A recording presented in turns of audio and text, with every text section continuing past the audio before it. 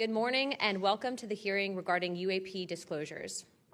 For too long, the issue of unidentified anomalous phenomena, commonly known as UAPs, has been shrouded in secrecy, stigma, and in some cases, outright dismissal. Today, I want to state clearly that this is not science fiction or creating speculation. This is about national security, government accountability, and the American people's right to the truth. I have spoken now to a number of whistleblowers from the military, to include the infamous Eglin Air Force Base incident that occurred when myself and former Representative Matt Gaetz, as well as Representative Burchett, followed up on a lead from multiple active-duty Air Force pilot whistleblowers that alleged that the United States Air Force was covering up UAP activity at Eglin Air Force Base. We have heard from a number of whistleblowers, specifically military pilots, that the reason for not coming forward publicly is out of fear that speaking out would cost them their flight status and potentially their careers. This is unacceptable. We cannot protect our airspaces if our best trained observers are silenced. We cannot advance science if we refuse to ask questions. And we cannot maintain trust in government if we keep the American people in the dark. Now, Congress has tried to fix this problem. Congress tried to create formal channels through the All-Domain Anomaly Resolution Office, also known as AARO, and the Intelligence Community Inspector General for service members and officials to make disclosures. But the reality, the reports come in are often to brush aside, slow-walked, or met with skepticism rather than serious investigation. Recently, the former AARO director, known as Sean Kilpatrick, attacked our witnesses and members on this committee. It should be noted that he's a documented liar and brings into question what his purpose at AARO really was if it was not to follow up on investigations and disclose his findings to members of Congress. A former Deputy Assistant Secretary of Defense for Intelligence, Chris Mellon, described a report published by AARO that found no evidence that any USG investigation, academic-sponsored research, or official review panel has confirmed any sighting of UAP-represented extraterrestrial technology. As the most error-ridden and unsatisfactory government report I can recall reading during after decades of government service. Mellon further noted that this was a first error report submitted to Congress without the Director of National Intelligence's sign-off, and seemingly excluded input from any scholars or experts who have studied or written extensively about this topic, as would normally be in any other case in this field. Mellon determined that this report failed to fulfill the congressional mandate under which it was required, omitted entire agencies with known investigations or activities related to UAPs, and omitted any discussion of efforts to hide classified or unclassified information about UAP.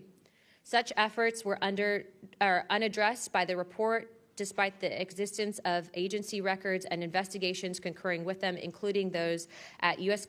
Customs and Border Protection. If we set up offices and oversight bodies only to let them become graveyards for testimony, or worse yet, ruses for pretending to investigate when in actuality there was no follow-up, then we are not doing our jobs.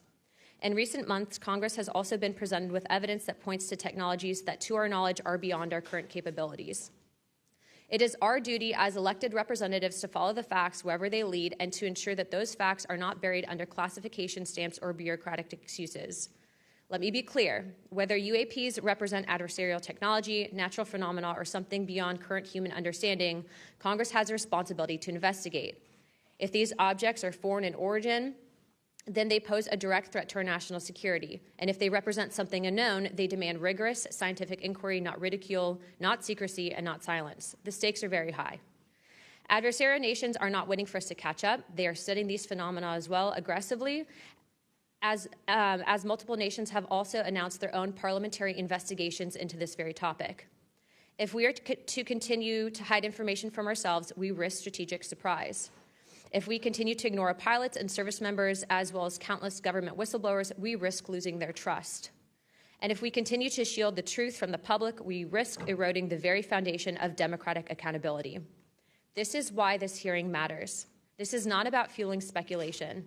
This is about demanding the basic transparency from the Department of Defense and the intelligence community and other military contractors.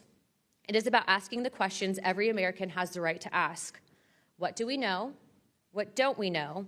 And why in a free society are we being told so little? A major barrier to this committee's inquiry into UAPs has been the lack of cooperation and transparency from the Department of Defense and the intelligence community. In preparation for previous UAP hearings, the committee repeatedly asked the Department of Defense to allow members to view videos and files related to UAP incidences. Unfortunately, the Department of Defense notified the committee staff that due to the department's Special Access Program rules, only members of the House Armed Services Committee, as well as the Defense Subcommittee on House Appropriations, also known as HAC-D, were allowed to be read in onto such programs. For a non-committee member to be allowed to view these documents and videos, individual members must be approved by the chairman and ranking member of both HASC and HAC-D. Independent staff oversight has presented a consistent problem for Congress, as well as program budgets are classified. Additionally, oversight reporting to Congress is classified and only provided to the authorizing and appropriations committees of jurisdiction. The American people are not fragile. They do not need to be shielded like children from reality. What they cannot tolerate and what they will not forgive is a government that withholds the truth and punishes those who dare to speak up. I want to close with this. Future generations will look back at this moment and ask what we did when presented with the unknown. Did we look away, embarrassed or afraid, or did we pursue the truth with courage? I intend to be on the side of truth, transparency, and accountability, and I hope my colleagues on this task force will be able to do the same. To quote a few elected officials, Senator Schumer has stated, multiple credible sources allege a constitutional crisis over UFOs. Senator Rounds has stated that these are brilliant individuals and they are not making this stuff up. And our current Secretary of State, Marco Rubio, has stated very high clearances and high positions within our government in regards to these whistleblowers. Senator McConnell also described these whistleblowers as sane and credible. And the witnesses today are not alone. In fact, they're far from it.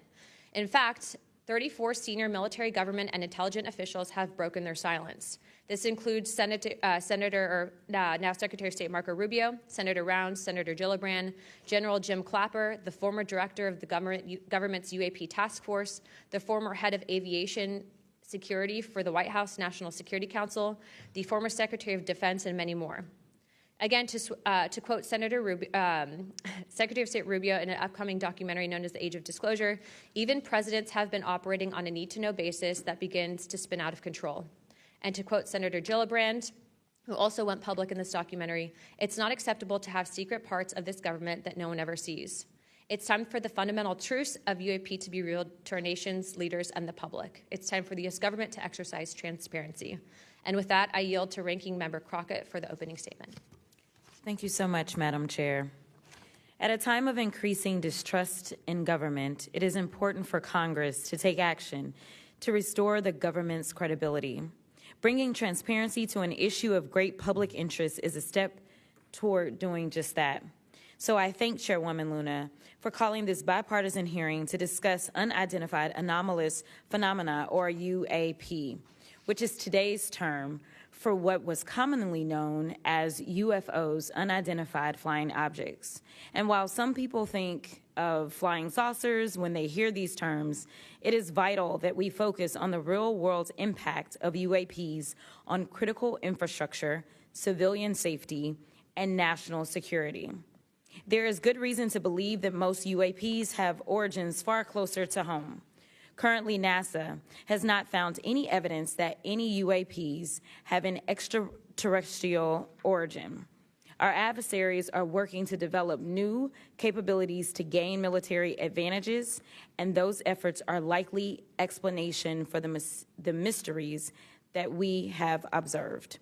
Nevertheless, the federal government has a responsibility to the American people to investigate and provide transparent disclosures about every incident.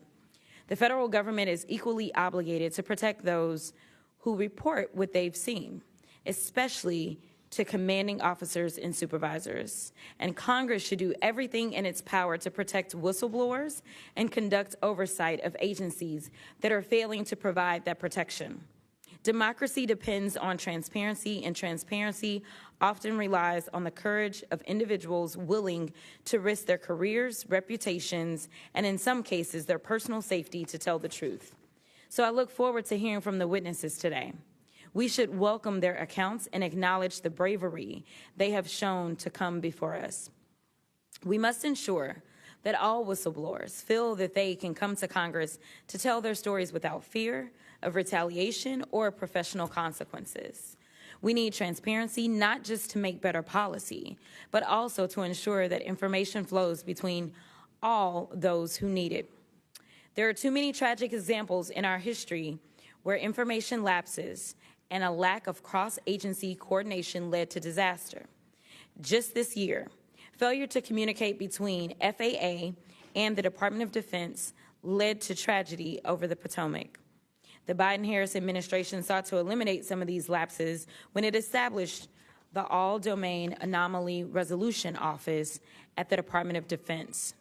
AARO can convene sources from all branches of military, the FAA, and NASA to combine forces to create a comprehensive picture of what is happening in our skies. Some UAP reports have perfectly normal explanations: satellites, consumer drones, weather balloons, even pranks. But we need to track down each and every single UAP. The United States has millions of eyes in the sky, both electronic and human. But only the combination of civilian, commercial, and military sources can begin to create a complete picture.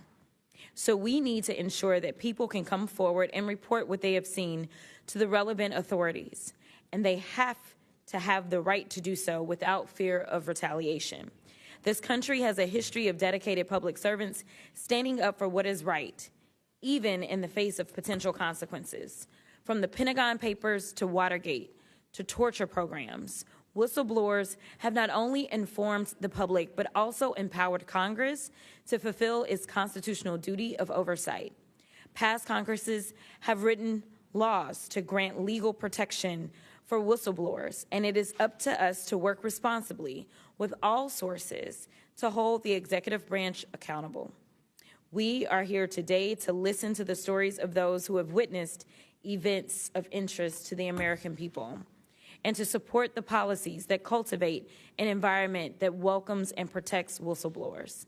I hope this hearing will be an example of the respect and protection whistleblowers deserve and the importance of conducting oversight of the federal government. I yield back.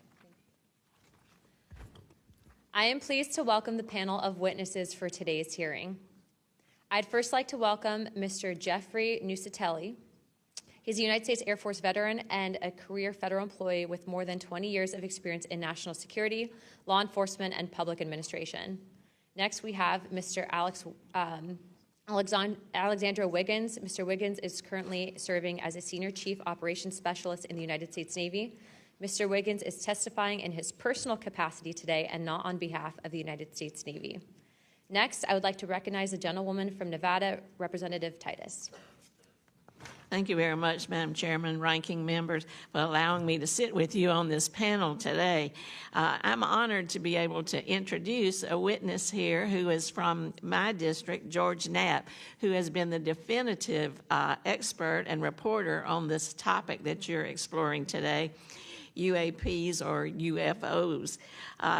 George is a longtime friend, I would say that up front, but a very respected journalist and a recognized expert in this field nationally and internationally.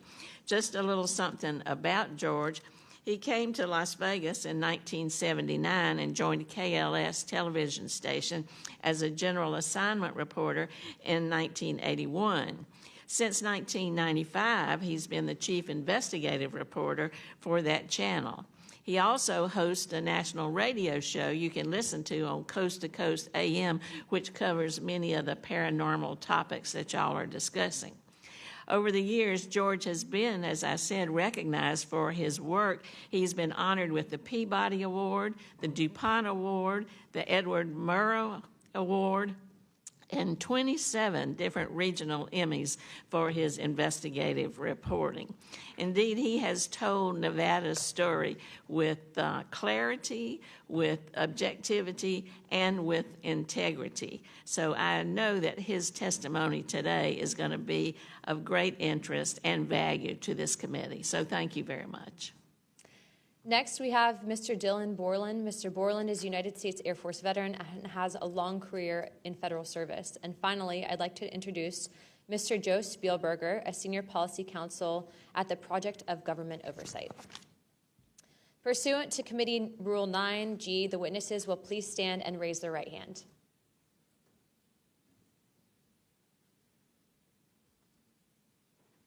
Do you solemnly swear or affirm that the testimony that you're about to give is the truth, the whole truth, and the nothing but the truth, so help you God? Let the record show that the witnesses answered an affirmative. Thank you. You may take your seat. We appreciate you being here today, and I look forward to hearing your testimony. Let me remind the witnesses that we have read your written statements, and it will appear in full in the hearing record. Please limit your oral statements to 5 minutes, but I understand you have a lot to get through, so if it goes a little over, don't worry about it. As a reminder, please press the button on the microphone in front of you so that it is on and the members can hear you. When you begin to speak, the light in front of you will turn green. After 4 minutes, the light will turn yellow, and when the red light comes on, your 5 minutes have expired, and we will ask you to please wrap it up. I now recognize Mr. Nusatelli for his opening statement. Good morning. Thank you, Chairwoman Luna, Ranking Member Crockett, and members of the task force for giving us the opportunity to testify today. My name is Jeffrey Nusatelli. I'm a former military police officer with 16 years of active duty service in the U.S. Air Force.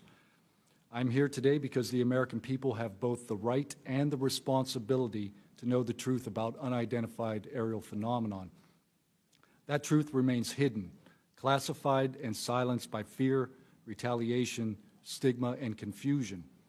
Today, we are here to help break that silence. Between 2003 and 2005, 5 UAP incidents occurred at Vandenberg Air Force Base, home to the National Missile Defense Project, a top national security priority. At the time, we were conducting launches deemed by the National Reconnaissance Office as the most important in 25 years. These were historic launches. These facilities were vital, and they were repeatedly visited by UAP. Each incident was witnessed by multiple personnel, documented, investigated, and reported up the chain of command. We sent information up, but we got no guidance down on how to handle these events. I personally witnessed one of these events and investigated others as they occurred. 6 other service members have provided me with the information that I will share with you today. The incursions began on October 14, 2003, when Boeing contractors reported a massive glowing red square silently hovering over 2 missile defense sites. After several minutes, it drifted further east onto the base and vanished over the hills. This event, now known as the Vandenberg Red Square, was referenced by Representative Luna at the first hearing on this topic.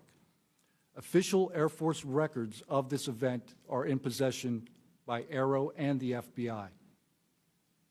Later that night, while I was on duty, security guards at a critical launch site reported a bright, fast-moving object over the ocean. I responded to the incident. Chaos ensued over the radio as the object approached rapidly. I heard my friends screaming, "It's coming right at us, it's coming right for us, and now it's right here." Moments later, I heard them say that it had shot off and was gone. When I arrived on scene, I talked to 5 shaken witnesses who described a massive triangular craft larger than a football field that hovered silently for about 45 seconds over their entry control point before shooting away at impossible speed. About a week later, another patrol reported a light over the ocean behaving erratically. Believing it might be an unannounced aircraft, they declared an emergency, and an armed response force responded. Before the forces could arrive, the object descended and either landed or hovered on our flight line and then took off again at impossible speed. The witnesses to this event were threatened and intimidated afterward. They were told to keep quiet and think about what they were reporting. After that, things did get quiet until about 2005, when another patrol reported a massive triangular craft larger than a C-130 silently floating over the installation. He watched it for a few minutes. It traveled west and disappeared into the night. And then I had my own encounter, again in 2005. I was off duty, sitting in my backyard with 2 other police officers when we noticed what first appeared to be a satellite in orbit, but it wasn't acting like a satellite. The light was strange, it was pulsing, and then it started to maneuver. It dropped in elevation. At times it would vanish from view and reappear in a different location in the sky. and eventually it reappeared 200 feet over my house. It was a 30-foot diameter sphere of light. My friends and I watched it for a moment, and then it gently accelerated and traveled up and disappeared into the stars. These events profoundly changed my life and the lives of my friends. We stand at a pivotal moment in history. The question is no longer whether these events are real, but whether we have the courage to face them. True leadership requires vision, a willingness to confront the unknown with transparency and resolve. So I ask the Congress to help we, the people, enact this vision. There are 3 goals: fund independent research and treat UAP study with the same seriousness as we would any other scientific field. 2, end secrecy and overclassification. Transparency is the foundation of truth. Without it, witnesses like us are dismissed. 3, protect the witnesses. Many stayed silent out of fear for their careers, reputations, and the safety of their families. Protect them, and you will embolden others to join this cause. These phenomena challenge our deepest assumptions about reality, consciousness, and our place in the universe. Exploring them can unlock transformative breakthroughs in technology, biology, and human understanding. Let this be the moment when America chooses courage over fear, transparency over secrecy, and progress over stagnation. Let's show the world that our nation leads not only through strength, but through fearless pursuit of the truth. Thank you. Thank you, Mr. Nusatelli.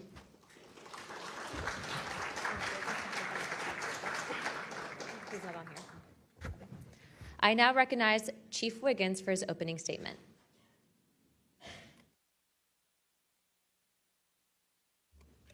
Please press your button. Thank you. Good morning, Chairwoman Luna, Ranking Member Crockett, and members of the task force and the committee. Thank you for the opportunity to testify today.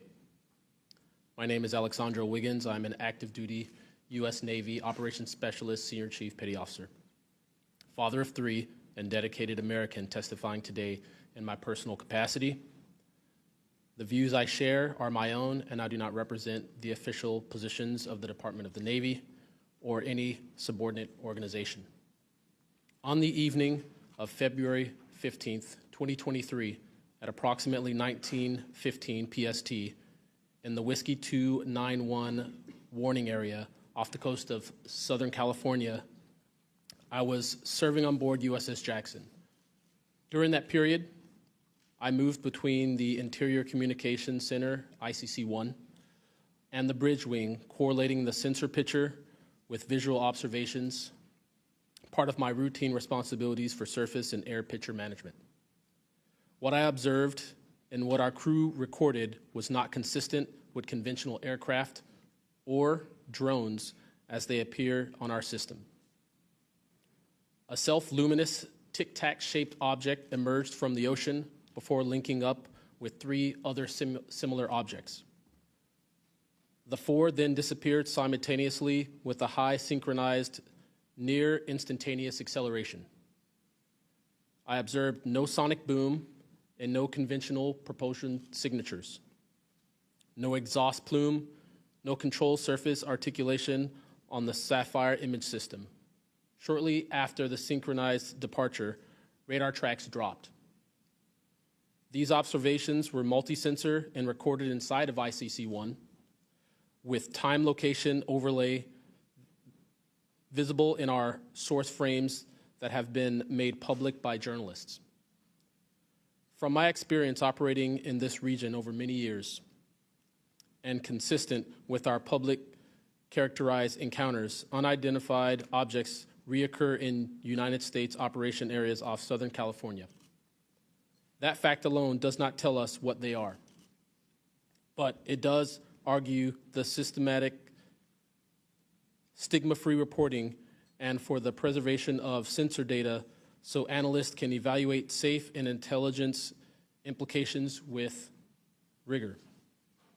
I want to underscore 3 points for the task force and the committee. Aviation and maritime safety. When crews and watchstanders observe objects that maneuver or accelerate in ways that does not match known profiles and do so near our ships and aircraft, that is, first and foremost, a safety issue.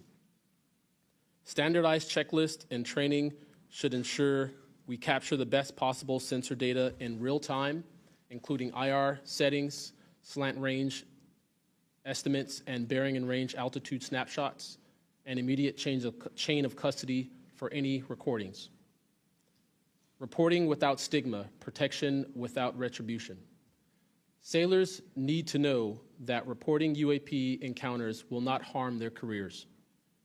Congress can help by reinforcing witness protection and by directing the relevant office to maintain confidential, destigmatized channels for service members who step forward with data.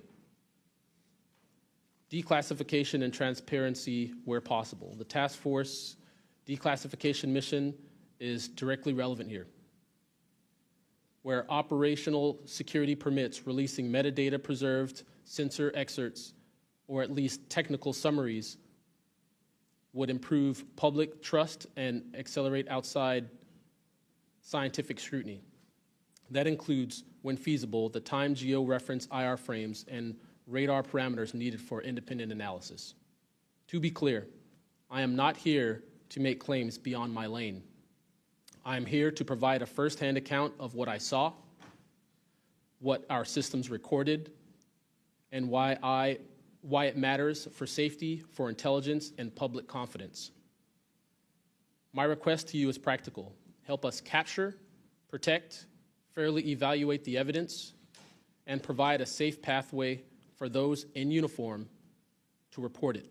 In closing, I want to thank the committee and the task force for holding this hearing and for placing this discussion in a forum where evidence can be examined carefully and openly. I appreciate your attention and stand ready to answer your questions. Thank you. Thank you, Chief.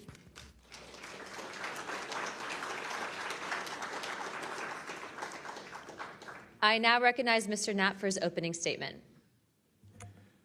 Good morning, Chairwoman Luna, Ranking Member, Ms. Crockett, and members of the task force. And Dina Titus, I just knew we were going to get you involved in this topic at one point. Great to see you here. I'm George Knapp, Chief Investigative Reporter at KLAS TV in Las Vegas. I began my pursuit of this weird mystery way back in 1987, and for 38 years, I've always approached this as a news story. It's not a matter of faith or belief. To me, it's a story, and it's an important one. I'm proud to be here alongside these witnesses today, men who have seen strange things and stepped forward to tell the world about it. Whistleblowers and witnesses who step up are routinely insulted, belittled, or worse. They risk their reputations, their careers, their clearances, their livelihoods, and sometimes much more than that, even their freedom. I know that one of the goals of the task force here is to figure out ways to protect whistleblowers and witnesses, and it's a tall order because so many of the things that happen to witnesses like these are extra-legal.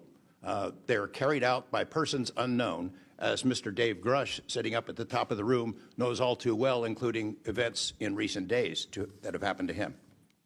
I want to share a couple of things that I've learned along the way on this long journey, and I submitted most of that in written form because I estimate that my statement here today would take about 4.5 hours, so I'm going to try to jump over and touch on the more important salient points. I submitted a detailed written statement for the record, and we'll go into a lot of that here, but the public has been told over and over since the late 40s, there's nothing to worry about here. These mysterious craft seen by millions of people in the skies, in the oceans, over the land are not real. They're not a threat. The witnesses are wrong. They're crackpots. Don't believe it. That changed for me. What got me hooked is the paper trail. Documents that were squeezed out of the U.S. government after the FOIA, Freedom of Information Act, became the law of the land. And those documents paint a much different picture than what the public, the press, and Congress have been told over many years. The documents from military and intelligence personnel behind closed doors admit that, quote, these things are real. They're not fictitious. They can fly in formation. They're evasive, and they outperform any aircraft known to exist, including ours. The public, of course, as I said, has been told something much different. You know, back in 1989, I reported about a guy named Bob Lazar, who claimed that he worked at a facility dubbed S4 out in the Nevada desert, very near to Area 51. He said he was part of a reverse engineering program.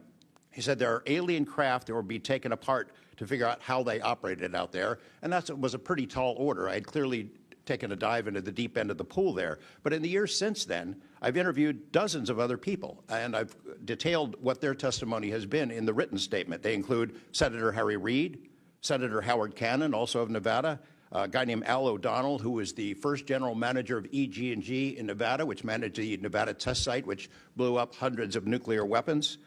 There's a guy named Dr. James Lakatsky, who was a career scientist with the Defense Intelligence Agency, who was the guy who initiated a program called OSAP, Advanced Aerospace Weapons Systems Application Program, which is, as far as we know, the largest acknowledged UFO program ever funded by the U.S. government, which put together an amazing pile of information that members of this committee and the world, most of which have never seen. The DIA still hasn't released 95% of what was prepared by that program at a cost of millions and millions of dollars. The one name I do want to bring up in this session, though, is Robert Bigelow. So looking into the idea of crash retrievals and reverse engineering, while OSAP, that program, was active, the DIA's contractor, Robert Bigelow of Las Vegas, made a bold attempt to acquire physical proof of UFO crashes. It's been widely reported and suspected that Lockheed Martin is one of the contractors, the defense contractors, that has held this stuff, stored it away in secrecy, and tried to figure out how it works. I have confirmed on the record that Robert Bigelow and a trusted colleague from OSAP met with and negotiated with senior executives at Lockheed Martin and hammered out a deal wherein Bigelow's company, Bass, would receive a quantity of unusual material that had been stashed away and protected at a facility in California. That material was not made here. I want to move on now to the Russia files, because that was going to be sort of the central impetus of what I was going to talk to you about today. Back in the early 90s, I got into Russia, met with a number of their defense officials, Ministry of Defense and others, who confirmed for me that Russia had been doing the same thing that the United States had been doing, that is, secretly studying UFOs while publicly saying something completely different. The documents and interviews that I obtained and have now shared with this task force show that the USSR launched what is almost certainly the largest UFO-UAP investigation in the world. The first phase of that was an order was sent out to the entire USSR military empire that every unit, you see anything strange in the sky, a craft, an orb, something unusual, you had to gather all the evidence, collect testimony from the witnesses, look for physical evidence, and all of that information went into one program at the Ministry of Defense. Thousands and thousands of these reports came in. A lot of them were first routed to the KGB, but then back to another program that came after this collection effort called Thread 3. And Thread 3 was an analysis program. We have provided to the committee the documents of what they were trying to do, and essentially they were trying to build their own UFOs. They were using the information from their observations and studies to try to figure out that technology. The guy who was in charge of that program, Colonel Boris Sokolov, told me that their goal was to basically develop technology that would be superior to anything we had, based on what they learned from UFOs. Mr. Knapp, just in the name of time, Sure. to my understanding, did you have anything you wanted to submit for Congress to see in this committee? I have submitted those documents. Would you like to play any videos? Do you have a video that you would like to play? I don't think it's for me to play. No, that was for Alexander. Yeah, Alexander's video. Okay. You could play it, he could narrate it. Okay. We can, in the name of showing that video to everyone on task force, we'd like to play that video at this time. Sure.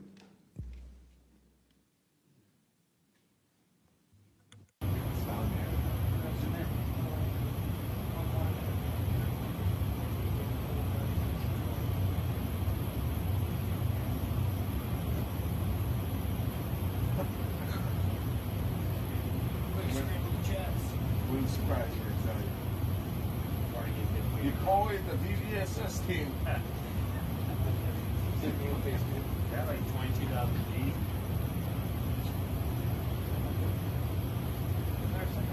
feet. That shit took off earlier.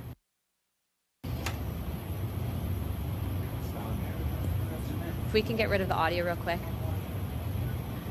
Mr. Wiggins and Mr. Knapp, we'll get back to what that video was in a moment, but we just want to make sure that it was entered into the record, as well as all the documents. Those will be able to be publicly found for everyone in the country to view.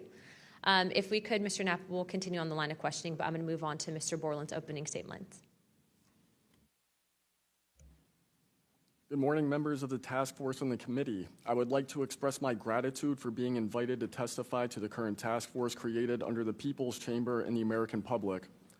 As an American citizen, veteran, and intelligence community professional, it is an honor and a privilege to serve under oath before you on behalf of our country. I speak for myself and no former agency or company I have been previously affiliated with. My name is Dylan Borland, a former 1N1 geospatial intelligence specialist for the United States Air Force in an active duty enlisted capacity from 2010 to 2013. I've also been employed with BAE Systems and Intrepid Solutions as a senior analyst, expert in analyzing video, radar, and advanced electro-optical imagery for official identification of aerial order of battle, as well as naval and ground order of battle. I'm a federal whistleblower, having testified to both the ICIG and ARROW with direct firsthand knowledge of and experience with craft and technologies that are not ours and are reportedly operating without congressional oversight. Because of my direct knowledge of the reality of certain legacy UAP programs, my professional career was deliberately obstructed, and I have endured sustained reprisals from government agencies for over a decade. From 2011 to 2013, I was stationed at Langley Air Force Base, Virginia, conducting 24-hour operations via manned and unmanned aerial vehicles for Special Operations Forces in the global war on terror. During the summer of 2012, my team was on standby for weather, and I returned to my barracks on base, and at approximately 01:30, I saw an approximately 100-foot equilateral triangle take off from near the NASA hangar on the base. The craft interfered with my telephone, did not have any sound, and the material it was made of appeared fluid or dynamic. I was under this triangular craft for a few minutes, and then it rapidly ascended to commercial jet level in seconds, displaying zero kinetic disturbance, sound, or wind displacement. Some years after that experience, I was further exposed to classified information from the UAP legacy crash retrieval program through a sensitive position I held within a special access program. During this time, intelligence officers approached me in fear for their own careers, citing misconduct within these programs and similar retaliation that I was already enduring at this time. These issues include medical malpractice committed by Veterans Affairs staff, denial of work I performed while enlisted in the United States Air Force, forged and manipulated employment documents, workplace harassment, including colleagues being directed to not speak with me, manipulation of my security clearance by certain agencies, blocking, delaying, and ultimately removing my ability to be employed within the IC. The retaliation I face and the retaliation against individuals I know who worked in these programs is what convinced me in March 2023 to become a whistleblower. I came forward out of concern for people's lives and to ensure I did everything I could to let our elected representatives know the truth about what is really happening in the executive branch. At the end of March 2023, I agreed to meet with ARROW following the suggestion of other federal officials believing it was what our nation required of me. I had reservations with ARROW due to assessments they were reporting publicly at the time as a misrepresentation of the truth. Because of these concerns, I did not share sources and methods information in order to protect current and former federal personnel who had firsthand exposure to technologies of unknown origin. I did not want anyone to face further retaliation beyond what they had already endured. And unfortunately, a staff member ended up getting in some trouble because of that. After David Grush testified under oath in the summer of 2023 and provided historic disclosure, I was then asked to go to the ICIG and did so in August 2023. It was very clear early on during my intake interview, which was video recorded under oath, that the objective was to solely assess how much I know and not move forward with an investigation with new information I provided them. The aftermath of that IG complaint still troubles me to this day. Since my ICIG complaint, I've been prevented from resuming prior employment and can confirm I'm still blacklisted from certain agencies within the intelligence community. In addition, multiple agencies attempted phishing attacks to assess what I had divulged to the Inspector General, including being asked to disclose details of my ICIG complaint during a CI polygraph for a position unrelated to UFO UAP matters as recently as November 2024. As I sit before you today, I and many other whistleblowers have no job prospects, no foreseeable professional future, and a nation every single one of us came forward to defend. Numerous individuals have come forward in various ways to reveal the truth of the UAP reality as patriots and defenders of our nation. Yet many feel discarded, isolated, hopeless, separated from the country they serve. Efforts to rectify this situation for all whistleblowers have been difficult and troubling, and to my fellow whistleblowers and officials who know this information, I offer you my apology, something that I have never gotten, and I'm giving it to you. I swore an oath to the Constitution of the United States, an oath that demands truth and transparency for our democratic republic to function. Each day, these truths remain hidden from our citizens. Humanity drifts further from the principles our nation was founded to uphold. Each day, victims of crimes committed by agencies and companies maintaining this secrecy are denied justice as another day our Constitution is shredded. In 2023, Patriots provided this committee and the executive branch with undeniable proof of the UAP reality, and I commend your continued commitment. The future of humanity is one which we either travel to the stars or regress to the Stone Age with this technology. My career has been to deliver critical information to decision makers. Your role as elected by your representatives is to act on it. The time to act is now. Thank you.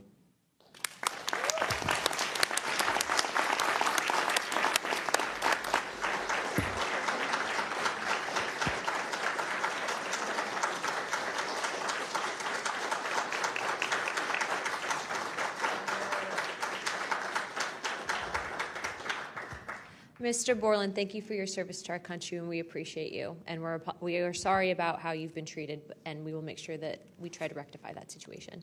Thank you, ma'am. Mr. Spielberger, please, your opening remarks.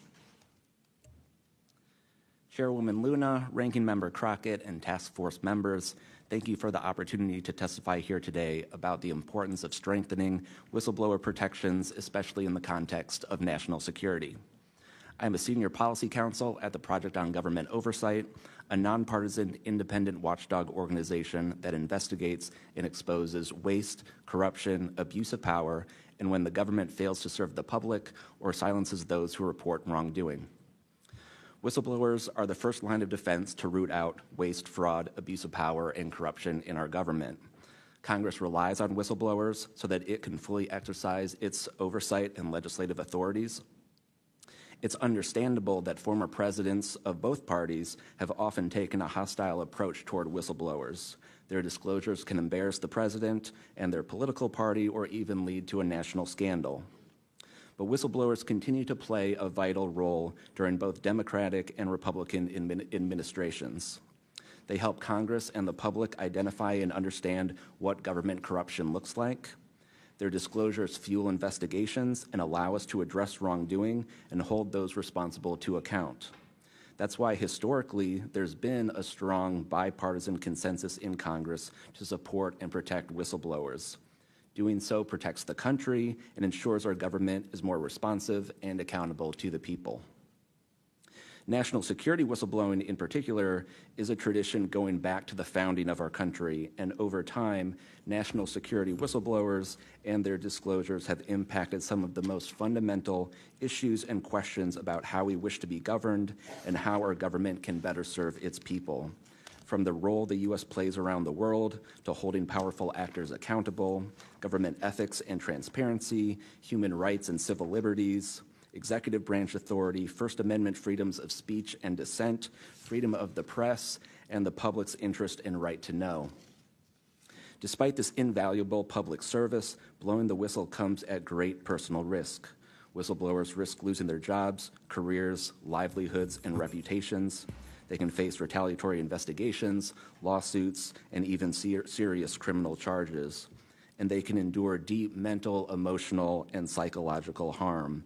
All of that risk to speak the truth, to ensure that agencies fulfill their core missions, and that they serve the best interests of the people. Those who retaliate against whistleblowers don't just violate their legal rights, they inflict real harm on our government and betray the public's trust.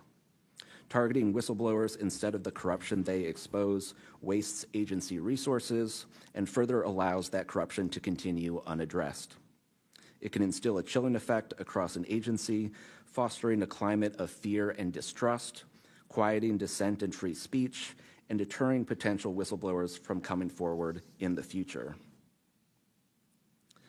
Whistleblowers are often some of the most dedicated and principled public servants we have because of their willingness to put themselves on the line to do what's right.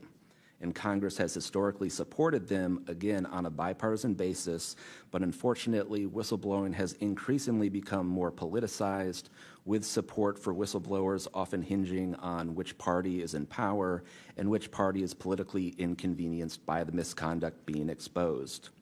But to be clear, targeting whistleblowers individually risks undermining whistleblowing, period.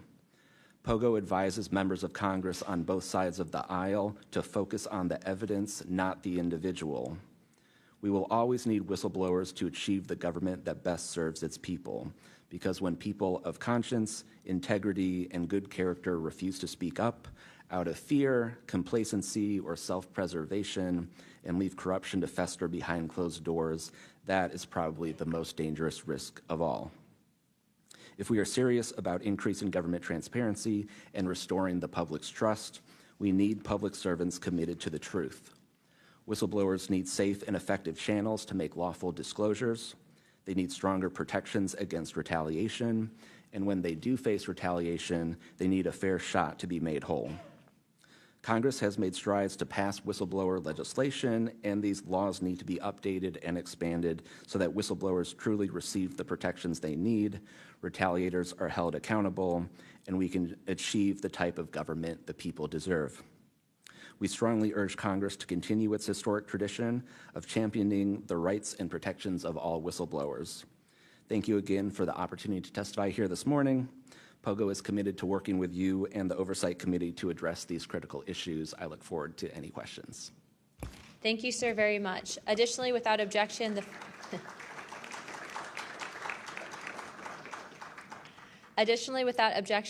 following members are waived onto the task force for the purpose of questioning witnesses at today's hearing: Representative Perry of Pennsylvania and Representative Grothman of Wisconsin. Sorry, what is it? Oh, no, Representative Biggs from Arizona. I already got you, but yeah, we're good. Without objection, so ordered. I now recognize myself for 5 minutes of questioning.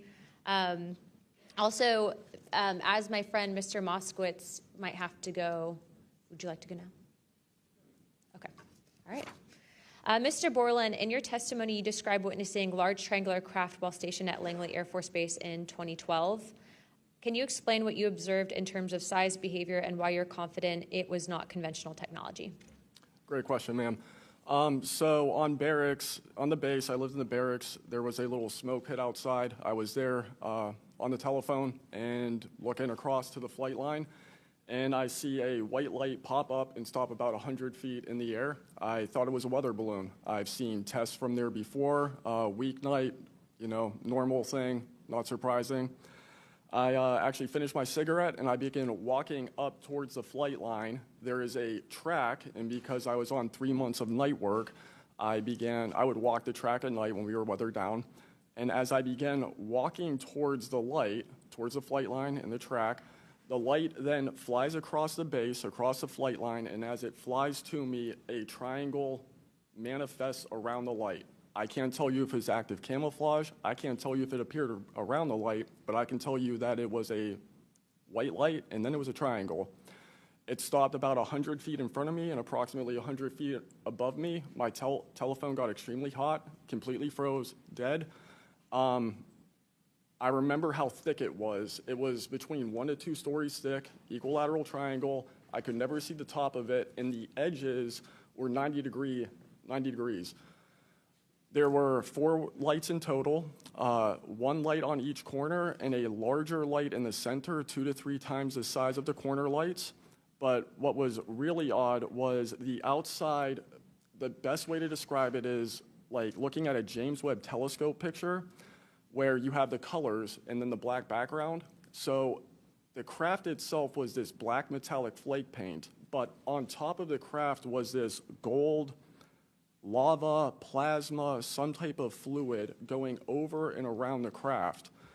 I'm under this for about 2 to 3 minutes, and then the center light flashes 2 to 3 times, no sound, immediately shoots up to commercial jet level minimum, in my opinion, and I immediately feel static electricity all over my body, and then I smell the smell of after a thunderstorm or lightning storm, that really strong summer thunderstorm smell. Gets up to flight level. I'm trying to get my phone reset, and I can only see the center light at this point. If I didn't actually see it take off, I would have thought it was a star. And then it hovers up there, and it begins to slowly move due east out over the Atlantic Ocean. I finally got my phone reset. The entire thing was about, from the time I saw the light pop up near the hangar until it took off out over the ocean, was about 15 minutes. And following up to that question, after you disclose this information to the intelligence community, Inspector General, you're subject to phishing attempts and job blacklisting. How widespread do you think this is across the intelligence community for those who raise concerns regarding UAP programs? It's a difficult question to answer. I think prior to David Grush and people beginning this process of bringing people into awareness of the reality of these programs and certain things people have witnessed, probably extremely widespread. I think today there's still an issue, but because people are able to come before you and people are speaking out, I think it has been somewhat less. I would hope, though, that people would, because if this goes back into closed doors, this is going to get really ugly. What type of behavior have you witnessed from former Aero Director Sean Kilpatrick as well as his staff in relate to this information you provided to them? Did they ever try to classify this information as non-human technology? Good question. The problem with this is that I know what I experienced firsthand, and I know other things. I think the staff at Aero that I met with in March of 2023, I think they were good people doing the job they were told to do. I did not meet with Kirkpatrick. He was either not present or did not want to meet me that day. However, they did classify information about the reality of this subject, and it was very concerning because in my Aero MFR, they had actually referenced a former staff member that was the one who told me to go there, and they probably shouldn't have done that. And real quick before my time is up, and we might go to second round of questioning just so you're all aware, how important, given everything that you've seen and experienced, is the UAP Disclosure Act of 2025 in restoring both public accountability and trust? I think very important. I would hope, though, that the 7-year window could be shrunk, my opinion, but very important. The truth needs to be known. Thank you very much. I now recognize Jared Moskowitz of Florida. Thank you, Madam Chairwoman. Thank you for allowing me to wave on to the committee. I remember, the last committee when we had a bunch of former military personnel folks that either served on bases, were pilots, or were in different programs experiencing knowledge.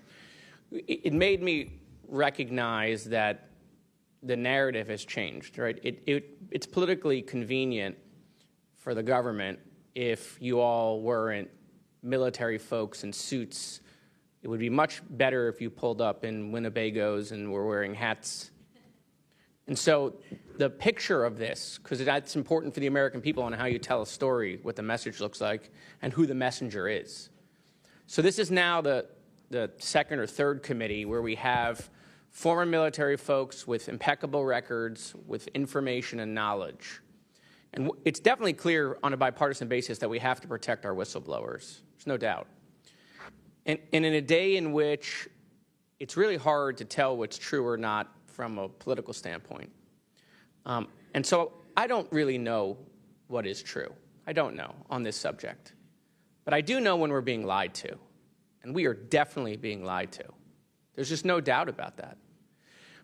Mr. Wiggins, I want to talk to you. I find your background and testimony compelling. When you first saw what you were looking at, what were your first thoughts? My first thoughts were, I think everything that I was told and taught as a kid and as growing adult no longer was applicable. If I'm able to see something that I thought defies gravity in such a way, then what else could be possible? That was my first thought. So did you think what you were looking at was a weapons program that you were unaware of, or did you think what you were looking at was obviously some extraterrestrial piece of technology? Neither one of those crossed my mind. It was just. How about now? What do you think it is now? I'm not the expert. I think it. I want to be as skeptical as everyone else and just hope to know the information. Anyone in the U.S. government tell you what you were looking at to try to dissuade you from what you thought it was? No. So no one was like, oh, there was some anomaly with the technology. No one from the government did that? No one. How do you think you were treated when you reported this information or have talked about, the Tic Tac video is well out there. It's well reported. How were you treated? I've had no pushback at all. I haven't had anyone reach out to me or try to, dissuade me in either direction, militarily speaking. So I was treated fair, and I appreciate the Navy itself with assisting me with coming here to being able to testify. That's good. So what do you think the American people should take away from watching your video, right? Because when we watch it, obviously, right, we've never seen anything like that. It defies what we know to be technologically possible. What are we supposed to think? Someone's lying about something. Someone's hiding something, right? That's not normal what you looked at. I think what the American people should think when seeing that video, along with others before me, is that there is something out there, and we should know as the people what it is. Right, and so let's eliminate possibilities. So they didn't come to you and say there was a technological error with what you were looking at. So we put that aside, right? They didn't say it was broken. So we look at that and we see something. So it's either a weapons program being reverse engineered by our governments or other governments, or it's nobody's government, and it's not from here. Those are it. You agree with that assessment? I agree. One or the other. Mr. Borland, when you first experienced what you were looking at, what did you do next? Like, what was your next step after it had passed and you were done? I actually kind of laughed to myself and said, okay, so this exists as well. Worked in enough programs, been exposed to enough that I was like, okay, so this is a real thing. I went back, walked the track, talked with a couple of my friends about it. I did talk with some of my coworkers, one in particular, which I thought was a joke, and it definitely wasn't, was like, you probably should never say this to anybody. And then what happened to me happened, so. What about you, Mr. How do you pronounce your last name? Nusatelli. Nusatelli. And sorry, I know I'm running out of time, Madam Chairwoman. So obviously your incident happened well before we could record things on cell phones and things of that nature, right? What did you do when you first experienced? Because what you saw, right, you saw it happen like right out of your base. Correct. So tell me what you did after you saw that. What was like your next move? And I want to hear what your experience was. My next move, I went into my house after it left. I made sure no one had been abducted, and I picked up the landline. I called the Security Forces Command Center. I reported it. I requested that they give me a call back and make notifications up the chain of command. I got a call back in about 15 minutes. They reported that the weather station reported no balloons or aircraft, nothing on radar, no aircraft inbound or outbound. So I got that notification. And then within the following day or two, me and the other witnesses wrote statements. We prepared a report, and then we filed all that information. Madam Chairman, thank you for your indulgence in my questioning, and thank you for continuing to lead on this subject.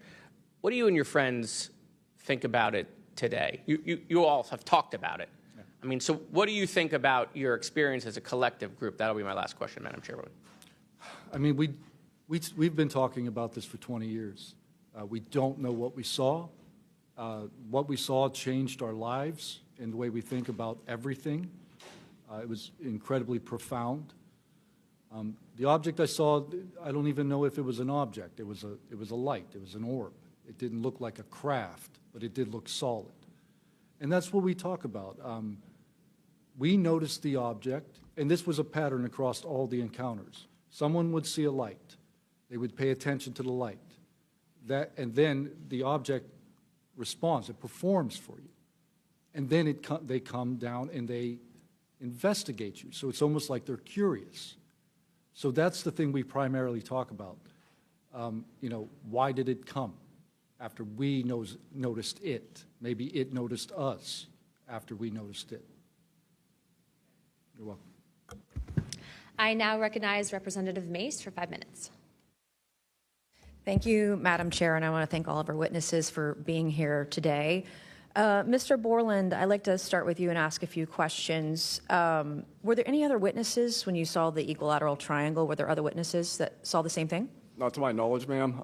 At that point, the only people that would be awake is those of us that were doing operations for the GWAT and then security forces, so not to my knowledge. And do you think that, in your opinion, that the equilateral triangle was the U.S. government's technology? I did once upon a time, but knowing what I know now, I'll have to answer that question in a skiff, probably. Well, my next question is, you teased us, so knowing what you know now means what? I know enough to know that if you want an answer to that question, go to Arrow. They have the answer. Do you think it was a foreign government? I do not, no. And Arrow was supposed to be disclosing. The last time I was in a skiff with Arrow, they said they were going to be doing disclosures. Had they been doing much of that? I don't have an answer to you you. I don't know. I know what Arrow reports publicly, and I know what I've been through. Yeah. And some of this stuff can be, I think, debunked, right? Sometimes there are weather balloons that look kind of a little funky, or drones or whatever, depending on the angle, direction, speed, et cetera. Are you scared for your safety? That's a complicated question.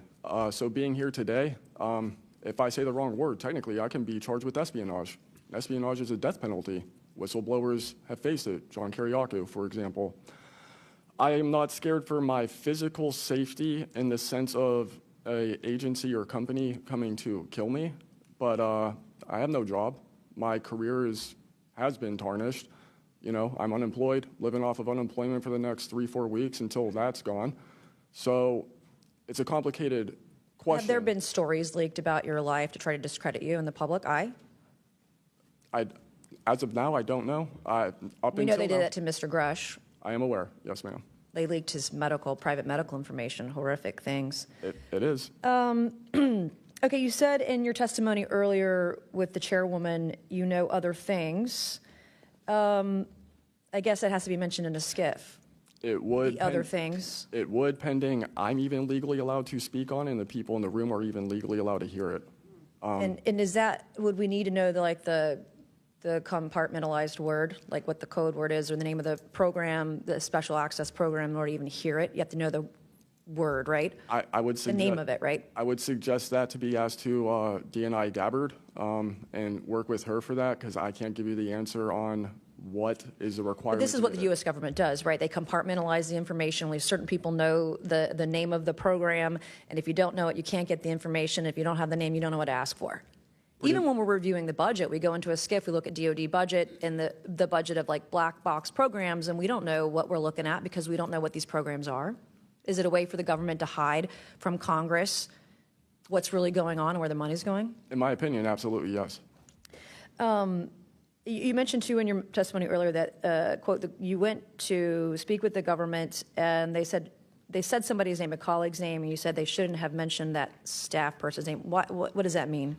A Senate staffer who is the one who helped me get to Arrow recommended me I go there, gave me the email and the phone number because I could not find that information at all at the time. In fact, I believe you guys have talked about how Arrow didn't even have a website for quite a period of time. We were told they were going to do disclosures, both what they've debunked, because some of it can be debunked, and then what they haven't been able to debunk. And to my knowledge, it hasn't been a thing. I only have 1 minute left, so Mr. Knapp, we are definitely going to you. Watch every documentary. You guys have done you and Jeremy have done a terrific job. I usually have more questions than I have answers. I think we all do, and you guys are doing a terrific job to bring information to the public. Do you think that any of this is a psyop by the U.S. government? Entirely possible. I mean, our government and other governments have admitted that they've tried to use UFOs to cover secret projects. But I think they also do some reverse engineering of those claims. So years after people start seeing UFOs over Area 51, for example, they come up with the story, oh yeah, that was, we planted that story. So I read in a major newspaper just a couple of weeks ago, they planted this story. An Air Force colonel went out into the desert, went to a bar at Rachel, and gave them some fake UFO photos, and that's how the whole story about Area 51 started, which is preposterous. Yeah, and I didn't even get to the crash retrieval program stuff yet, Ms. Chairwoman. There's just so much. Okay, thank you so much for your time today. I wish we had more time. Thank you, Madam Chair.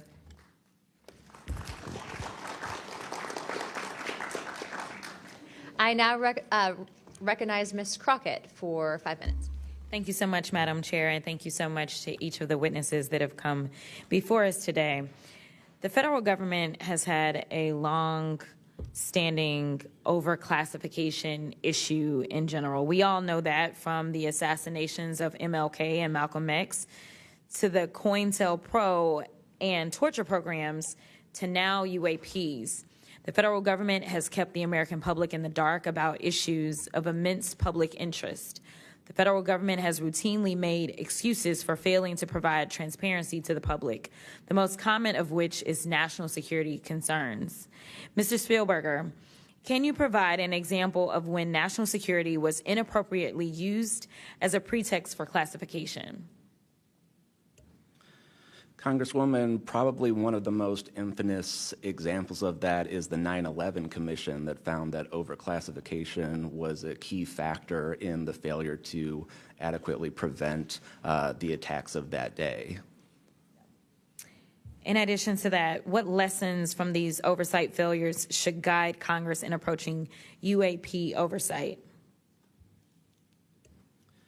Generally speaking, we would advise this Congress to ensure that agencies adopt a general policy in favor of disclosure instead of a knee-jerk needing to overclassify information and documents. We should ensure that when information is classified or deemed sensitive, it's only for legitimate national security and privacy concerns. And we would recommend adding additional factors to the considerations of cost, value, and certainly to the extent that it's critical for the public interest and the public's right to know, especially when we are talking about these very serious national security concerns and implications. Can you speak to how whistleblowers have historically helped Congress uncover the truth in other areas and how that might apply here? Absolutely. So again, Congress has always relied on whistleblowers coming forward and making disclosures in a number of different issues across different agencies, anything from national security to airline safety, railway safety, environmental concerns, workplace health and safety, a lot of issues coming out of the COVID pandemic, for example. Whistleblowers have come forward with important disclosures on just about any critical issue affecting our government and affecting the American people, all of which have grave implications for the rights and protections that we have and how we live our lives in communities across the country. How important is it for whistleblowers to have strong protections when it comes to UAP-related disclosures or disclosures of other topics of excessive government secrecy?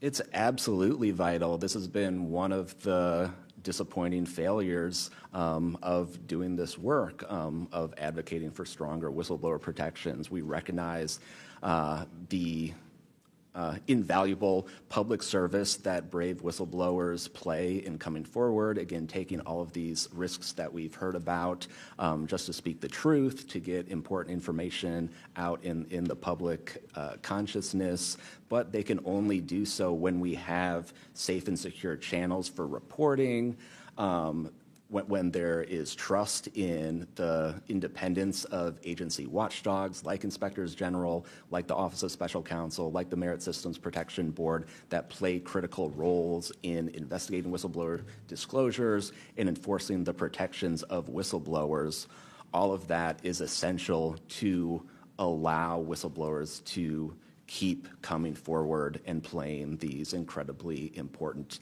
public roles. Thank you so much. Let me just say this. People look at Congress, especially now, and they see a lack of unity.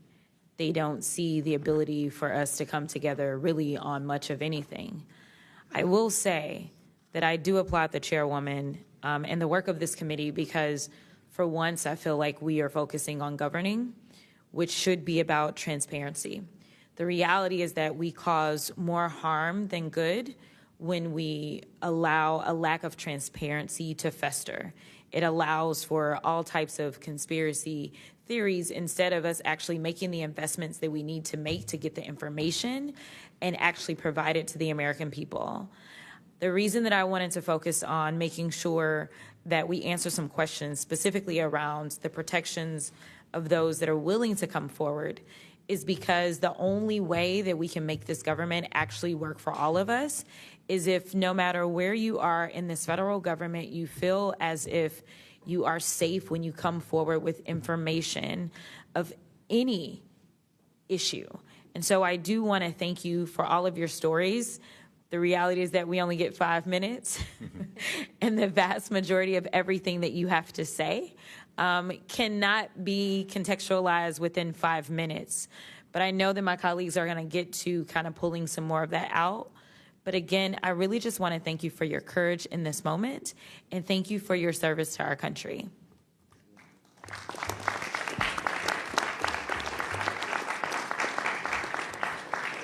I now recognize Mr. Burchett from Tennessee for 5 minutes. Thank you, Chair Lady, and thank you, Ranking Member Crockett. I see a lot of friends out there, and I see a couple enemies, so I'll kind of remember that. But it's a pleasure being here. I want to remind people, too, this thing is an ongoing deal. We're not going to get this overnight. We've been fighting this battle, some of y'all, for 30 years and maybe longer. I hope we just keep focused on what we're trying to get to is total disclosure. We get a little wrapped up in a lot of things, but the government has something, and they need to turn it over to us. We pay their dadgum salary, you pay our salary, and you ought to get more out of us than you do. And that's what disgusts me about this whole thing. I think they're just trying to run the clock out on us, really. They'll poke us a little, and they'll make jokes to us and try to pull us off the target, but I think we know where we're at, and that's why they're firing at us, because we are over the target. My first question is, Mr. Knapp, I recently introduced the UAP Whistleblower Protection Act to help provide whistleblower protection to federal personnel for disclosing the use of federal taxpayer funds to investigate UFOs. I still don't want to say UAPs. How can Congress further increase whistleblower protections? I think you got to unleash the dogs and go track down the money and where it goes, because a lot of this stuff has been moved out of government. Sure. As you know, Rep. Burchett, it's been given to private contractors who stashed it away. They've had it for so long that there's nobody left inside government, or very few, who know where it is. And they do that to keep us from FOIA, correct? Yeah, it's to keep it from FOIA. And I think that the contractors who've had this stuff for a very long time set their own standards about who is allowed to know what. And it's a very small group that ever cracks that. I think Representative Luna has been looking at the use of classifications to hide things. I'm not sure that even this committee getting security clearances that should allow you to see this stuff would allow you to follow where it really goes. I worry about the people that are looking at it and don't even know what they're looking at. I mean, it's gone through so many, since Roswell, for instance. I mean, you think there's nobody even alive that was around any of that stuff. Yeah, so. I don't think they've made much progress from the people that I've talked to. I don't think they've made much progress in learning that technology. Might have made some, but you wonder, the implication is tic-tac. Oh, yeah, that's ours. What flew over Washington, D.C. in '52, is that ours too? When are you going to break that out? You guys authorized tens of billions, hundreds of billions of dollars on weapon systems that can't do half of what we've seen UFOs do. So when do they break this out if it's really a classified project could change the world? I don't think they've made much progress. I think they've been lying to us and to you and the rest of the world, and they're still doing it. Yes, sir, I agree with you. How did you manage to obtain the classified Russian UAP documents, and how did you get them back in the United States? Well, I met this Russian physicist who was in the United States lecturing. And I want to clarify that. I can't even take a thing of honey home on my airplane when I fly back to Tennessee. Yeah, so I did something pretty dumb. And I'm bitter about it, but go ahead. I did something kind of dumb. I met with these officials who, you know, during that time period, glasnost, perestroika, the Russians were trying to open up to the world, and I saw it as a window of opportunity, and it was. And we were able to talk these folks into providing us information that otherwise we would never have seen. Some of that was classified. I found out that they only stamped the top pages of these documents that were classified, so I just removed them. I removed those pages, and I carried them out. And if they'd caught me, I'd be in a gulag still. Yeah. We'd be saying, what happened to George Knapp? Oh, yeah. What happened to the Russians that came forward to you in 1993, and were there any repercussions for them? Well, there were. The first thing that happened when I talked about this after getting back and going through the files and things and sifting through it, the Russian physicist who had helped us be introduced to all these people wrote back and said there was a huge eruption, that there was the real right, far autocratic forces that wanted a return of the USSR had really go after these guys. They described them as traitors. Nikolai Kapranov, the physicist friend of mine, said, look, if this had happened 5 years earlier, we would be in prison. If it had happened 10 years earlier, we would have been shot. Right. Luckily, at that point, Putin was not in power, but none of those people that we talked to on that trip in 1993 would ever talk to me again. I went back in 1996, and it was like I had the plague. I spoke to different people, but they were scared. And eventually, the story was spun where the Ministry of Defense officials who gave us this information were described as ufologists who said there was nothing really significant to these files. They didn't really find anything a big deal. And I can tell you, you'll see those files that I shared with you, they did find stuff. There was an incident in October of 1982 over an ICBM base where UFOs popped up, was observed over this base where the missiles are pointed at us, United States. These UFOs perform incredible maneuvers. They split apart, they fuse back together, they'd appear and disappear. And right at the end of this 4-hour period, the launch control codes for the ICBMs lit up. Something entered the correct codes. The missiles were fired up and ready to launch, and they could not shut it down. The Russian officers were panicking. The UFOs they disappeared. The launch control system goes back to normal. Colonel Sokolov and his team came in, took the thing apart, could not figure out what it was. It wasn't a power surge or EMPs or some of the baloney excuses that our country has given for similar events involving our nuclear missiles. They thought it was a message from wherever the UFOs were from. And that's a chilling thing. I mean, we were a couple of seconds away from World War III starting, and the UFOs were responsible for it. All right, I'm out of time, but real quick, who are the contractors that have this material, the corporations? Well, one of them is Lockheed. And I'll tell you, I mean, I'm not saying Lockheed's the bad guys. They're doing what they were asked to do. Sure. They have lied about this because that's what they're supposed to do. But Lockheed would be one. There's a list I can give you, Congressman. Some of the big ones, the usual suspects. Okay, thank you. Yield back, Chair Lady. Sorry for going over. It's all good. It's all George Knapp's fault. I now recognize Ms. Boebert for 5 minutes. Thank you, Madam Chair. Chief Wiggins, based on your training and operational experience, could the behavior that you witnessed, a transmedium object vanishing without a sound, be explained by any known technology that we possess or other governments possess? It cannot. No. And has any government agency debriefed you or any of your shipmates regarding the EOIR and radar confirmed UAP encounter aboard USS Jackson? No one has, no, ma'am. What was that encounter like when you brought that up? If you want to briefly summarize that, when you brought that to their attention and then you were not provided any follow-up, who was told and how did you feel when there was no contact back to you? As far as the actual incident happening Yes, or sir. the reporting level? Yes, Chief.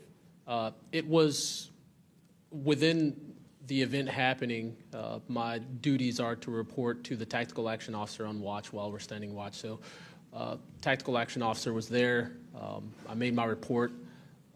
I've not had any discussion outside of that day. There's been no communication to me or requests from me within inside of the military.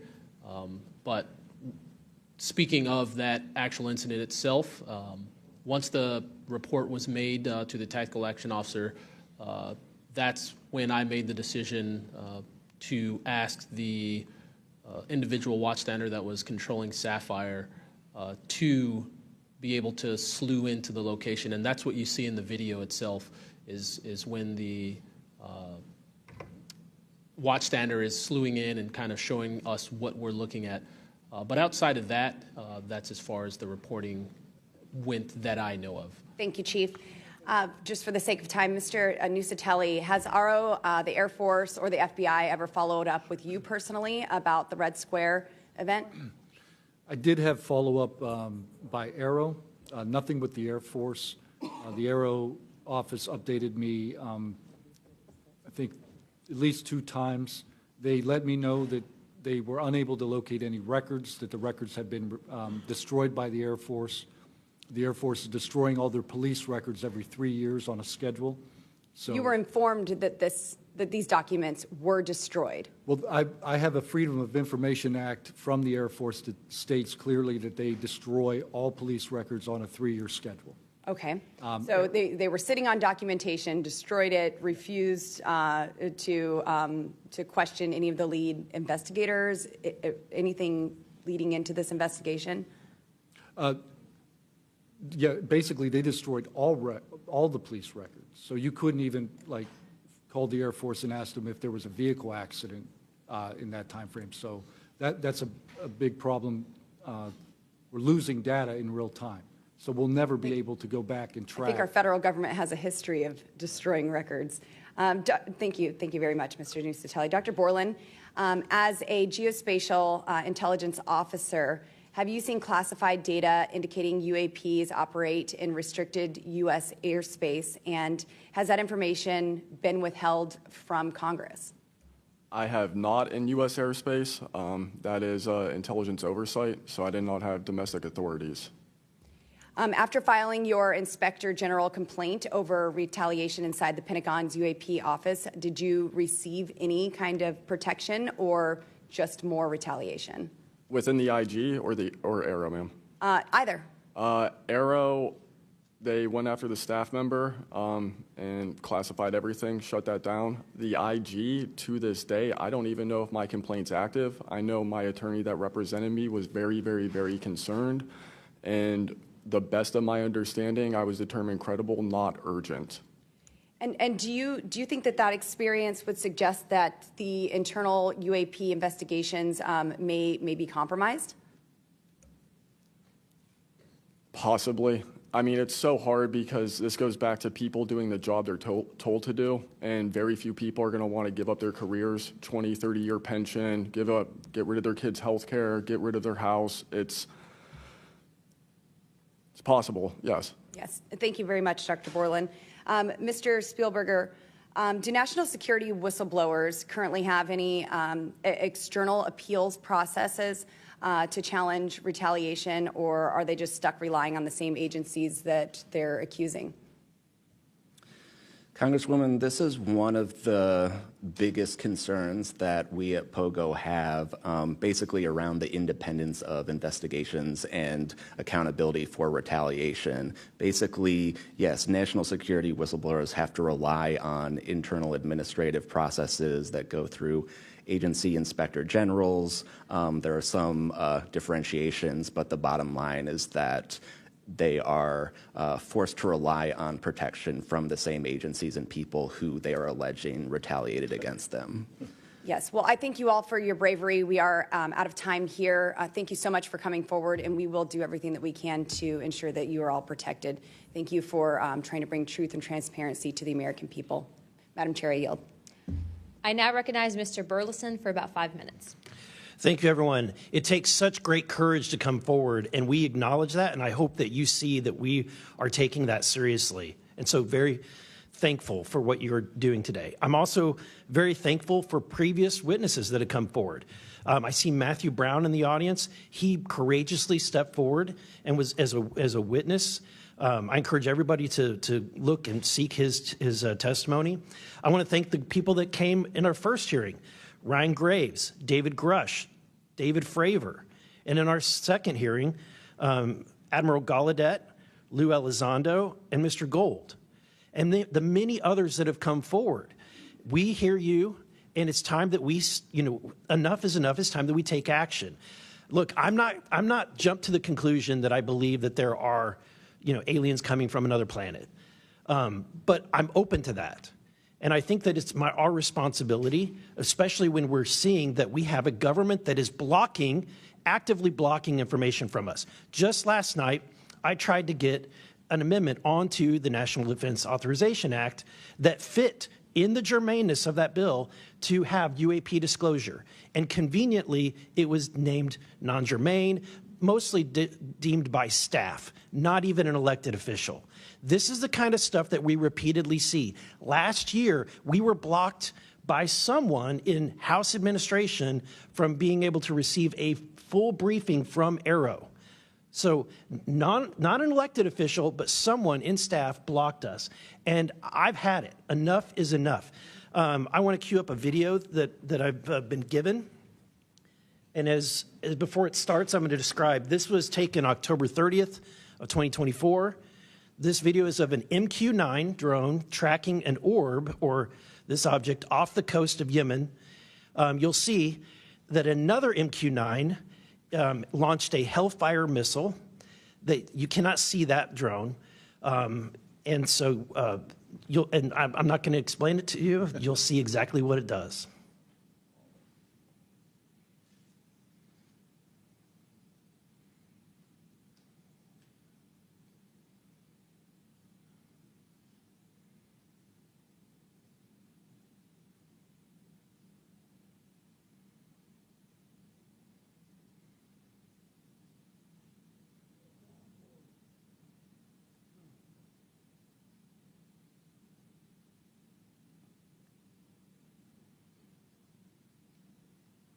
This is when it zoomed out, so you can still see it traveling.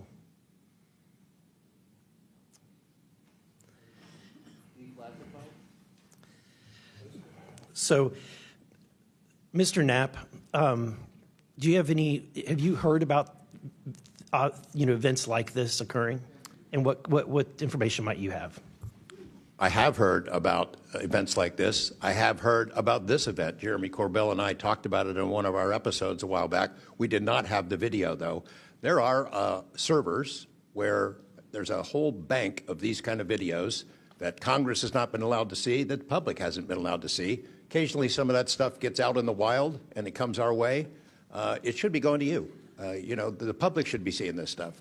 And why you're not allowed to, I don't know. But that's a Hellfire missile smacking into that UFO and just bounced right off. And it kept going. It kept going, and it looks like the debris was taken with it. Yeah, what the hell is that? So flies like that? Again, I'm not going to speculate what it is, but the question is, why are we being blocked from this information consistently? I want to ask this just question. How in the world, this is the document, I want to enter this in for the record if it hasn't already been entered, Madam Chair. The document that you provided on thread 3, this is a huge file. How in the world did you smuggle this out of Russia? Carefully. In your socks? I don't think I want to be really specific about it because I might have to go back there and get some more sometime. Although, okay. No, that'd be crazy to do that. Well, I took the top pages off that were stamped with the security signature, and I carried them out on my person, but the rest of them I just threw in my suitcase and threw some caviar in there as a distraction as well, and hoped for the best. Otherwise, I'd be a citizen of Siberia right now. And you had you reported James Lakatsky came to you with government possession of NHI craft and how they ultimately gained entry. Can you testify to the veracity of that claim? Dr. Lukatsky is an honorable man who served most of his career with the DIA, a very trusted, high-level rocket scientist and intelligence analyst who inspired the OSAP program, as I said earlier.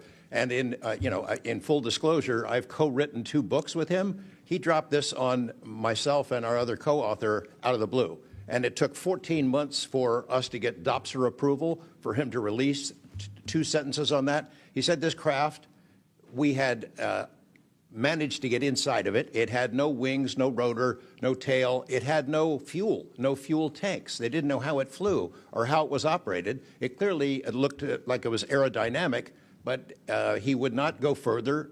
He's a by-the-book guy, and until he gets clearance to say more about that, I don't think we're going to hear much more. But it's not ours. It wasn't ours. We didn't make it. We didn't know who made it and how it was built and how it operated. We've got at least one. And I don't know, I think that's enough confirmation that we do have recovered discs and materials. Leslie, Mr. Borland, in the classified realm, have you been exposed to undeniable confirmation of NHI technology? And then my second question is BAE Systems involved in any way with reverse engineering exploitation of non-human intelligence craft?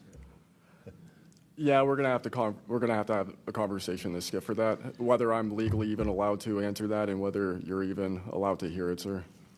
Okay. Again, you can sense our frustration, and so I just want to thank you for coming forward. We will continue to fight because look, this is about making sure that this government belongs to the people and restoring the republic the way it was intended to be. Madam Chair, I also have further witnesses of courageous individuals. It was given to me by Dr. Stephen Greer, including Michael Herrera and his testimony.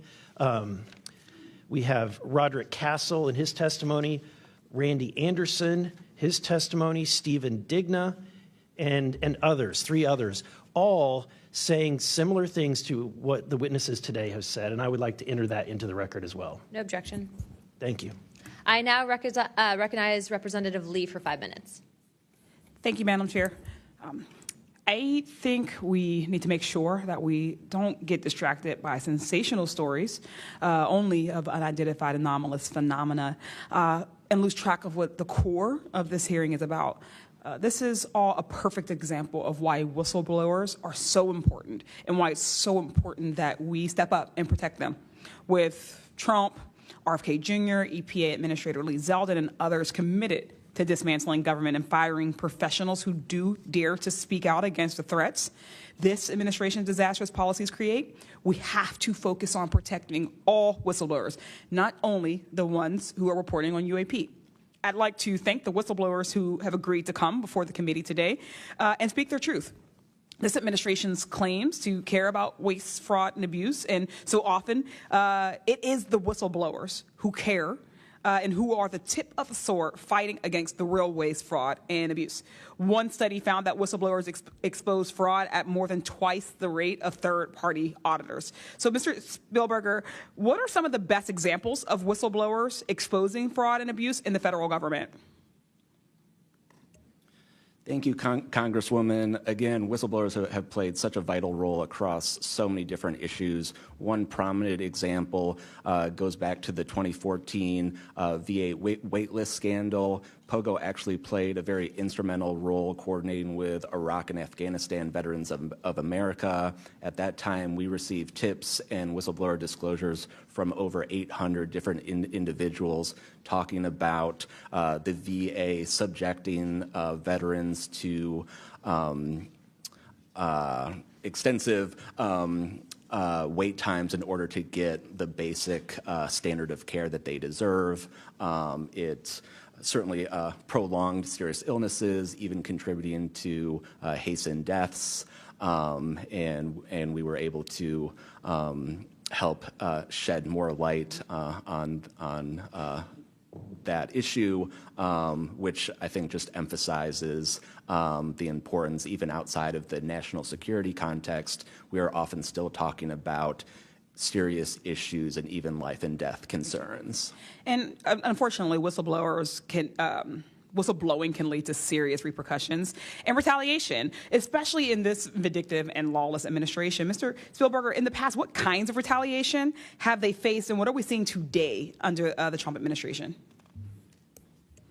So we've certainly heard about a number of different examples of retaliation. One that I'd like to highlight that Mr. Borland referenced previously is retaliation through abuse of the security clearance process. That can have grave implications not just for a whistleblower, but also their ability to seek legal counsel and defend themselves against retaliation. And when we look at the past several months of this administration, unfortunately, we've seen a really systematic approach toward dismantling the nonpartisan civil service. We've seen the mass firings. We've seen undermining of independent agency watchdogs, mass firings of inspectors general, undermining the Office of Special Counsel, the Merit Systems Protection Board. Again, these entities that are meant to be independent and play a critical role in investigating whistleblower disclosures and ensuring that their rights are protected. Yeah. Thank you. In 1989, Congress passed the Whistleblower Protection Act and then broadened it again in 2012 to ensure that federal workers could feel free to come forward to their elected officials. And it's a good thing we did, because whistleblowers have played a more important role than ever since Trump has taken office.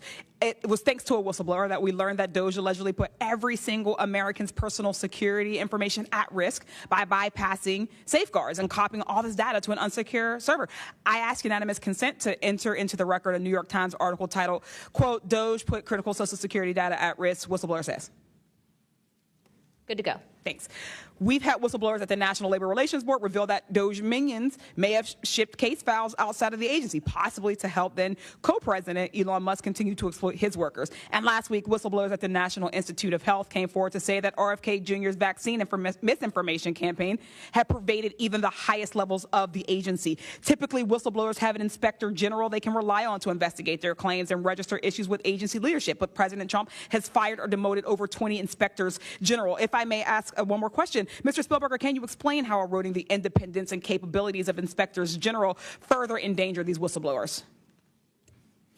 Absolutely. So again, whistleblowers already face incredibly great challenges in coming forward under normal circumstances. And when we erode these entities that are expected and required to enforce whistleblower protections, fairly investigate their disclosures, it calls into question the integrity of their investigations and findings, whether they'll take whistleblowers seriously when they come forward, and whether we can trust that they will use their authority to enforce the protections of whistleblowers who do come forward, essentially whether they will continue in their role as an independent watchdog or basically become a lapdog for a current or future president. Thank you. And I will take no more liberties. I yield back. Thank you. I now recognize Mr. Crane for 5 minutes. Thank you, Ms. Chairwoman, for holding this hearing. Thank you to the witnesses for appearing. In the effort of transparency here, I got to admit to the witnesses that, growing up, I really never believed in UFOs or any of this stuff. I always thought it was a little kooky and whatnot. But, after hearing, your testimony from honorable service members, watching videos like my colleague, Mr. Burleson, just presented, I got to admit, I've become a believer. Not that I know where these things come from or, what they really are up to, but I'd like to start with asking the witnesses. Mr. Nusatelli, you were in the Air Force, right? Yes. Did you believe in UFOs prior to your encounter? I've always been interested. Okay. Yes. Chief Wiggins, you're currently in the Navy, is that correct? Correct. Did you believe in UFOs before your encounter? I did. I'm from Las Vegas, and I've watched George Knapp my whole life. Okay. What about you, Mr. Borland? I have always been open to where facts go. So, were you guys scared or hesitant to come forward and tell your story because of fear and believing that you might be reprimanded or ostracized from society because of your stories? Mr. Nusatelli? Yes, absolutely. I probably would not have come forward if I didn't have documentation to prove some of my story. and I also wouldn't have come forward without the people that paved the way for us in, the first congressional hearing. So, Chief, what about you? Once I got the okay from the Navy from top down, that gave me a level of relief. Prior to that, I didn't have any thought left or right of that, but thanked the Navy to give me the go-ahead, and that gave me the relief that I would not have any level of reprisal or anything happen to me. Mr. Borland, how about you? Absolutely. I mean, after I went through everything, it was pretty clear that I caused a major issue in the executive branch, so I did what I was supposed to do, and that's why I haven't spoken publicly. That's why I'm happy to be here. This is how I wanted this to be done in regards to me. Mr. Borland, why do you think that you faced reprimand and discipline for your effort to come forward and be transparent about what you saw? About what I saw is the reason why I got into what I know and has been disclosed to Aero and the IG. And I think that information, well, it was labeled an extremely sensitive national security issue. Thank you. Mr. Knapp, I've watched many of your videos on Joe Rogan and other places. One of the big questions, I think, for many of us is why do you believe that the federal government refuses to be transparent about this issue? I think there's probably multiple reasons. At the start, when these things first started invading our skies in large numbers, we were scared. It was right after World War II, and we didn't know what they were, and they didn't want to panic the public, and that was probably a good call. Over time, I think the lying sort of became institutionalized, Flights over Washington, D.C. in 1952, they're seen, they're captured on radar, jets are chased after these objects, and then we get an explanation it was a temperature inversion. And those kind of lies have been told for a long time. What was told to me by an investigator from Congress, a guy named Richard D'Amato, who was sent after this story by Robert Byrd and Harry Reid, he came out to Nevada, tried to get into Area 51, did get in there, looked around, talked to people, trying to get to the bottom of it. He believed that this program, reverse engineering, et cetera, was had been moved inside these corporations. And he said, when this comes out, people are going to go to prison. And he meant people who were basically misusing legitimate national security funds, tens of billions of dollars, in order to keep this cover-up going. I also believe there's a legitimate reason for the cover-up in that there is undeniable connection of national security involved in this technology. If we are racing for it to master that technology against the Russians and the Chinese, which is what I have been told by Senator Reid and many others, then it is a race that's critical to our survival. There could be a form of disclosure, I think. Yes, it's real. It's from somewhere else without revealing all the details that would allow someone else to have an advantage in the race for this technology. Thank you. Finally, I'd like to enter into the testimony a letter I sent to the DoD regarding the case of Major David Charles Grush, a UAP whistleblower who's been extremely helpful to this committee. Unfortunately, due to his participation in the disclosure of UAP, he suffered reprisal like the removal of his clearance, denial of promotion, and loss of medical retirement. I wrote the DoD on July 24th, 2025 on behalf of Major Grush, and I'm still waiting for a reply. I appreciate any help the committee can offer to get a response. Thank you. I yield back. Without objection, we'll be following up with the DoD after this hearing. Thank you, Representative Crane. I'd next like to recognize Representative Gill for 5 minutes. Thank you, Chairwoman Luna, for holding this hearing, and I'd like to yield a minute of my time to you. Perfect. My first question is to Mr. Knapp. Mr. Knapp, how do we know that the files that you obtained from the former Soviet government are not BS and just given to you as a disinformation campaign against the U.S. government? Yeah, that's a good question. So I shared some of them with the Senate Intelligence Committee when I first got back because that was requested by the Russians who shared some of that information with me. Secondly, I gave all of that material to the DIA through BASS, the OSAP program. Sorry for the acronyms. Can you name names real quick? Sorry. At BASS or OSAP? Who did you give them to directly? I gave them to Robert Bigelow and to Jim Lukatsky. And they hired a whole team to go through them and retranslate them and analyze it, and they created a structure of how the UFO programs in the USSR and Russia were put together. They said they were real.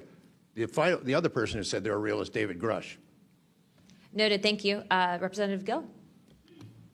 And thank you. I'd like to yield the remainder of my time to Eric Burleson. Thank you, Representative Gill. Mr. Wiggins, Chief Wiggins, in your view, what mechanisms such as internal protocols, witness debriefings, or cross-agency documentation should be better established in order to ensure that such a credible sighting like the one that you have given are preserved and made available to oversight bodies like this? Thank you, sir. As a active duty Navy member, our mission is to carry out the ship's mission or the command's mission. And we, on a general basis, don't have knowledge of what to do when we see things like this. We just don't. We're there to do our mission and do what's told of us, right? So I think what would be important is giving active duty members a clear way of being able to report things like this to where it gets to this point, and ensuring that we have a standard level of understanding that there wouldn't be any level of reprisal or anything happening. Because, I've been in the Navy for almost 24 years, but what about the sailors that have been in for 2 years that experience things like this? They're not going to have the knowledge, or they'll probably be a little bit more fearful to speak up, being it that their career is just starting. Yeah, I want to commend you. You're the first witness to come forward that is currently serving, and it's recognized. And so I thank you. And your testimony is unbelievable. Let me ask this question: are you familiar with the Witness Protection Act that Representative Burchett has filed? I'm not too familiar, sir. Anyone on the committee familiar with it? It's fantastic. It's the language that we need. It's language that will protect whistleblowers from any kind of reprisal, and yet it's again and again blocked by this body in some way. Many a times it's being blocked not by elected officials but by staff behind the scenes. And the other bill, the UAP Disclosure Act, which was filed last year, Senator Schumer, who I cannot believe that there's a topic that he and I agree on, but he and I agree on this topic. He has sponsored it in the Senate. He put it on the National Defense Authorization Act last year. Remarkably, I can't get it it was stripped out by the House last year, and I can't get it onto the bill leaving the House this year. Mr. Knapp, how far would that bill go to actually getting the answers that we need? Pretty far. I think that they're still going to have roadblocks. The keepers of the secrets, the private companies that have been doing this job for intelligence agencies for a long time, are not going to cough it up. You'd have to force it out of them. And whether you can get them to admit that they have it or not, they're supposed to lie about it. They've been lying about it. More power to you. I hope it works. I hope it passes this time. But it's a daunting challenge to get them to open up after lying about it for more than 75 years. Yeah. And then finally, Mr. Borland, when you engaged with Arrow in 2023, you noted that their public statements did not match the reality that you and others had witnessed. In your assessment, what were the key limitations of Arrow?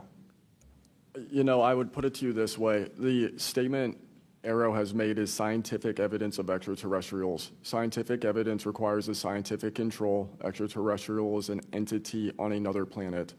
The only way to scientifically prove extraterrestrial is we have to go to that planet, acquire technology, bring it back, and compare it to what we have here. So you're saying they won't let anything out or they won't come forward unless they confirm that unless they go to the planet and confirm where its origin is? That would be scientific evidence, yes. And by that statement, Arrow found no scientific evidence of extraterrestrials is basically, I don't want to call it a psyop, but a misrepresentation, because we do have things.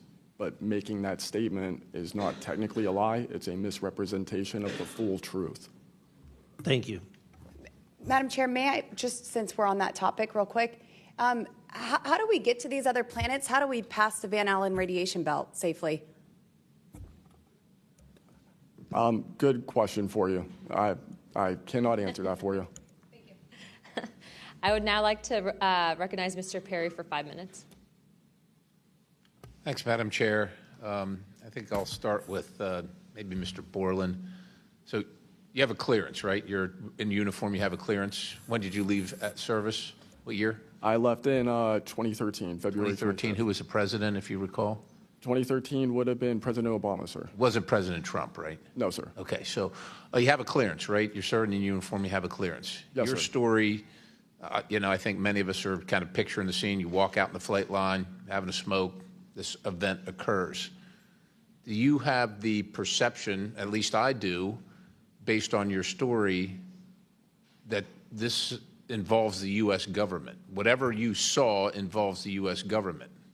That is 100% my opinion then and now. And was there an after action? Do you do a daily debrief of the activities of the day? Was any of that recorded? Was there a conversation with the command? Was there any documentation that you know of at the time? Not to my knowledge. I mean, like I said, I talked about it on the ops floor, and a couple of people had pulled me aside, some older enlisted, and were like, you probably want to keep that to yourself. So did you get the impression that they knew what you were talking about, just didn't want you to harm your career or seem crazy, or that they didn't really witness? Did you know anybody else that witnessed what you saw? Again, not that night. Like I said, the only people that would have been out there would have been security forces, and then those of us that were doing Security forces in uniform or contract? Probably both. Did you talk to them? Did anybody talk to them in an after action? Not to my knowledge, sir. Was there any interest in the command to determine and verify what you saw? Not to my knowledge, sir. It's unfortunate. Chief Wiggins, thank you for your service. Gentlemen, thanks all of you for your courage to be here. Your story's a little bit different. Sounds like it, well, for both of you guys, and also Mr. Nusatelli, if this were sanctioned by the U.S. government, even though you have a clearance, but it's classified above the clearance level, do you see any reason why they would allow you access, being present, viewing it, hearing it, being around it? Like, what is this, an accident? Like, does the U.S. government make these kind of accidents? They make accidents, mistakes like this? Like, we're doing this test of this new system, and we forgot these guys were standing here. Does that sound like something that the U.S. government would do? No, sir. Some of the launches we were doing were like $5 billion projects that had taken like 10 years to develop the technology. And these objects were coming right up to the launch pad. So any kind of mistake, I mean, it could cause a catastrophe. Right. So it's very confusing why these objects would be operating in and around our bases or during training exercises. So it would lend you to believe that the U.S. government had nothing to do with whatever it is you saw. Correct. They wouldn't want it there because it would potentially interrupt the proceedings at the time. Was there an after action? Was there a discussion by your command? Was there an investigation? It's pretty significant activities that you were involved in. Was there an investigation that you know of? We conducted investigations in real time, right, and we document all the evidence. But as far as anything from higher up, I don't know if there was an investigation done. No information came down on what we should do. Were you ever interviewed at someone else's request? About that incident? Yeah, about the incident. I don't believe so. Do you think you find that odd? If something happens, you're around multi-million, maybe billion-dollar operations and launches of national security interests, very sensitive. There's an anomaly in the operation. The only person witnessed it, saw a UAP at Vandenberg at that time frame, that was interviewed was the one that witnessed the thing land. Why wouldn't, well, I don't know why I'm asking you, but it seems to me that we would want to interview everybody associated, even not associated, to find out if they were associated. Chief Wiggins, how about you? Was there an investigation? Was there an after action? Was there documentation on the incident that you were privy to? No, sir, not that I know of. And in my previous experience as an operations specialist, all operations that I've been a part of have been deliberate. So yeah. There And deliberate operations, after the operations, you conduct an after-action review, or that's what the Army calls it. I don't know what I imagine the Navy has something similar to determine your weaknesses, your successes. Do you do that in regard to this incident? No, sir. The Navy calls it after-action reports, and not to my knowledge was there an after-action report of this incident, sir. It's unfortunate. Thank you, Chair. I yield. I now recognize Mr. Biggs for 5 minutes. Thank you, Madam Chair. Thank you to the witnesses for being here today. I'll tell you that today's testimony should alarm every American, no matter their views on UAPs. This isn't simply about UAPs. It's about government integrity, responsible use of taxpayer funds, and Congress's constitutional duty to oversee the executive branch. We've heard evidence of critical information hidden in special access programs, off limits to virtually every elected representative, and certainly to the public. Credible witnesses report retaliation for speaking out. These are clear attempts to silence those who are exposing the truth. We must protect the whistleblowers. And decades of government disinformation have eviscerated public trust. So this isn't a partisan matter. It's a constitutional matter. And when you talk about the VAs, Ms. Spielberger, and all the problems that they had, the hub of that was Phoenix. And they went after the whistleblowers there. And that was under the Obama administration. So it doesn't matter which administration, which party, both parties have got to come clean, particularly on this. So if the government thinks it can hide the truth and punish those who speak out, Congress has to keep pushing until the facts, whatever they are, wherever they lead, come to light. I'm going to go to you, Mr. Knapp, first. You've interviewed numerous UAP whistleblowers over the years. Question is, how do you verify their claims before deciding they're credible enough to report on? Combination of factors. First, you check their credentials. Did they really serve where they said they did, and did they work where they said they did? Are there any other witnesses? Is there visual proof, film, footage, things of that sort? You ask the people around them that know them, that used to work with them, if they're credible people. That's one way. You know, I think about ARROW, the organization that this body created to deal with witnesses and whistleblowers. I hope I'm not taking too much of your time here, but they invited people to come forward, service members who knew, saw things and had experiences. And I can tell you that the people that I have talked to who went through that are deeply disappointed. There was a guy named Bob Jacobs who was a lieutenant attached to Vandenberg in 1964. His unit would record missile tests. They recorded all of them. On one of these particular tests, a UFO comes out of nowhere, zaps what looks like a laser beam at what would have been a nuclear dummy, a nuclear weapon, and disabled it. And he is called into the commander's office. Two guys in suits clip that film footage out that shows the UFO, and he's ordered to never talk about it.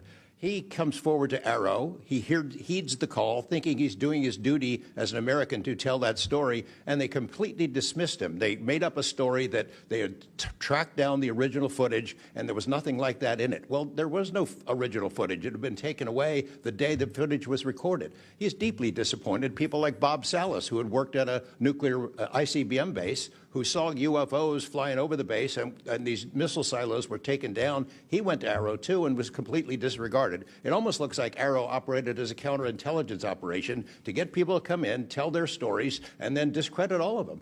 I can't imagine that any whistleblower or witness will ever go to ARROW again because of what happened under the first director, who's now long gone, but still seems to act as the spokesperson for that organization. And I would say, Madam Chair, maybe at some point we need to really dig deep into ARROW, and I would encourage us. Oh, I'd be happy to send maybe a subpoena to Mr. Kilpatrick. That'd be done. Mr. Nucatelli, you've testified that official Air Force records of the Red Square incident are now held by ARROW and the FBI. Has Congress or you been denied access to those records, and on what grounds would we be denied access, you or us? No, the records are unclassified, so okay, provide them to. In the 2003 to 2005 incidents you described, were any physical effects, electromagnetic interference, radio anomalies, or security system disruptions documented in base logs or any reports, official reports? Not to my knowledge, no. Mr. Wiggins, has the full resolution unedited footage of your incident been provided to Congress? Yes. Okay. Were you or your crew ever instructed formally or informally not to document or discuss the event? Ever? No. Good. Mr. Borland, you've talked about manipulation of your security clearance records. Can you identify which agencies or offices were responsible and whether they provided any written justification? I can do that in a skiff, sir, 100%. Because of being a part of a multi-agency special access program, I cannot give those publicly. So I'd encourage us, Madam Chair, to have that skiff meeting if we can. And then, Mr. Borland, again for you. You testified that you withheld certain sources and methods from Arrow due to mistrust. Can you give us some specifics that led you to believe they were misrepresenting the truth? Well, as I said already, what I said about scientific methods, scientific control, extraterrestrials, I mean, I know what I've seen, I know what I know, and I know it's true. So any agency that's going to go public and try and manipulate the public perception of this subject in such a way that it is negative when I know the truth about it is why I had extreme reservations with it, and also what I've been through and other whistleblowers and people in the know about this subject have been through. So, Madam Chair, thank you for letting me wave on. I think the key thing there you talked about was manipulation of message, manipulation of narrative. That is really the problem with this entire the system that we've seen since you've started these wonderful hearings, Madam Chair, and I thank you so much. Thank you, Representative Biggs. The chair would now like to recognize Mr. Begich for 5 minutes. Thank you, Madam Chair. First question, Mr. Borland, earlier today you mentioned that in a skiff you would be able to discuss whether a member of Congress is actually legally able to access certain information. Under what authority would a member of Congress be restricted from accessing information on this topic, even within a skiff? I would suggest reaching out to Director Gabbard and speaking with her about that. I'm hopeful that this goes back to the executive branch and who even has authority. Unfortunately, I can't give you a 100% solid answer because I don't even have that knowledge. Next question to George Knapp. What is the estimated annual budget, your view, for the program for investigating or reverse engineering UAP-related technology, including official, misappropriated, or black budget funds? I wouldn't have a clue. I don't know of any person that's ever seen it. Does anyone on this panel wish to address that question? Okay, moving on. Are any of you willing to name specific gatekeepers within the root cell of the UAP-SAP Federation?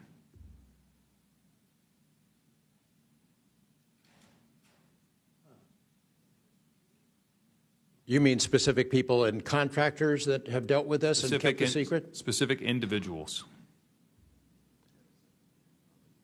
Well, one of them was named Dr. James Ryder at Lockheed. But, you know, again, to emphasize, I don't fault these contractors for doing what they were asked to do by our government. They're supposed to lie if people ask about it. And the intelligence agencies who gave this stuff to them, CIA, I think primarily, told them to keep it quiet, and they've done that. And I suspect that they'd like an off-ramp, that they'd like some help with figuring out this technology at some point. And this is, again, available to anyone, is there a security classification guide for UAP or NHI?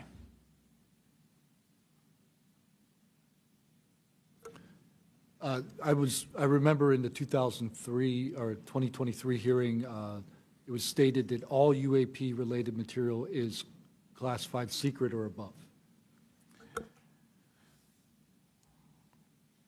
I have a name for you. Go ahead. Glenn Gaffney, CIA. Glenn Gaffney, CIA. Another question for you, Mr. Knapp. What is, in your view, having investigated this issue for so many years, what is the long game with respect to disclosure of this information to the public? Because with the advent of essentially a video camera and a high megapixel phone in everybody's pocket, at some point this information is going to be impossible to withhold from the public. What do you think is the long game here? Well, the secret's out. I mean, how many videos have there been already? You know, videos that are leaked from within the military and intelligence agencies and contractors and sensor platforms. It's out there. But they have the high ground. The people that don't want us to take it seriously dismiss it discredit the witnesses, come up with a cover story. I mean, it's been out there a long time. The public senses that it's real, and the people in authority dismiss them. It's a game that's been going on a long time, and I don't think they're ever going to release it. I think that there's an attitude among the people that have been involved in this for a long time that the public doesn't deserve to know, and that the public probably can't handle it, but they can. Final question, again, this one's open to anyone who'd like to answer it. Describe your understanding of the org chart or lines of control within the executive branch with respect to these topics.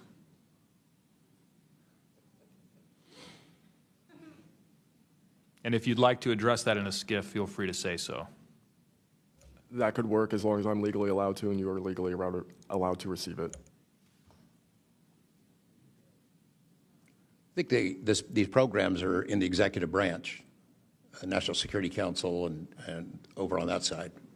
That seems to be what some of our witnesses have told us over the years. So you can, Congress can file all kinds of requests. The FOIAs can be filed with the Department of Defense, Department of War now, and they can honestly say, well, we don't have it, because they don't have it. Thank you. Is there anything in my remaining 30 seconds that you'd like to share on any of these questions that I've asked you today?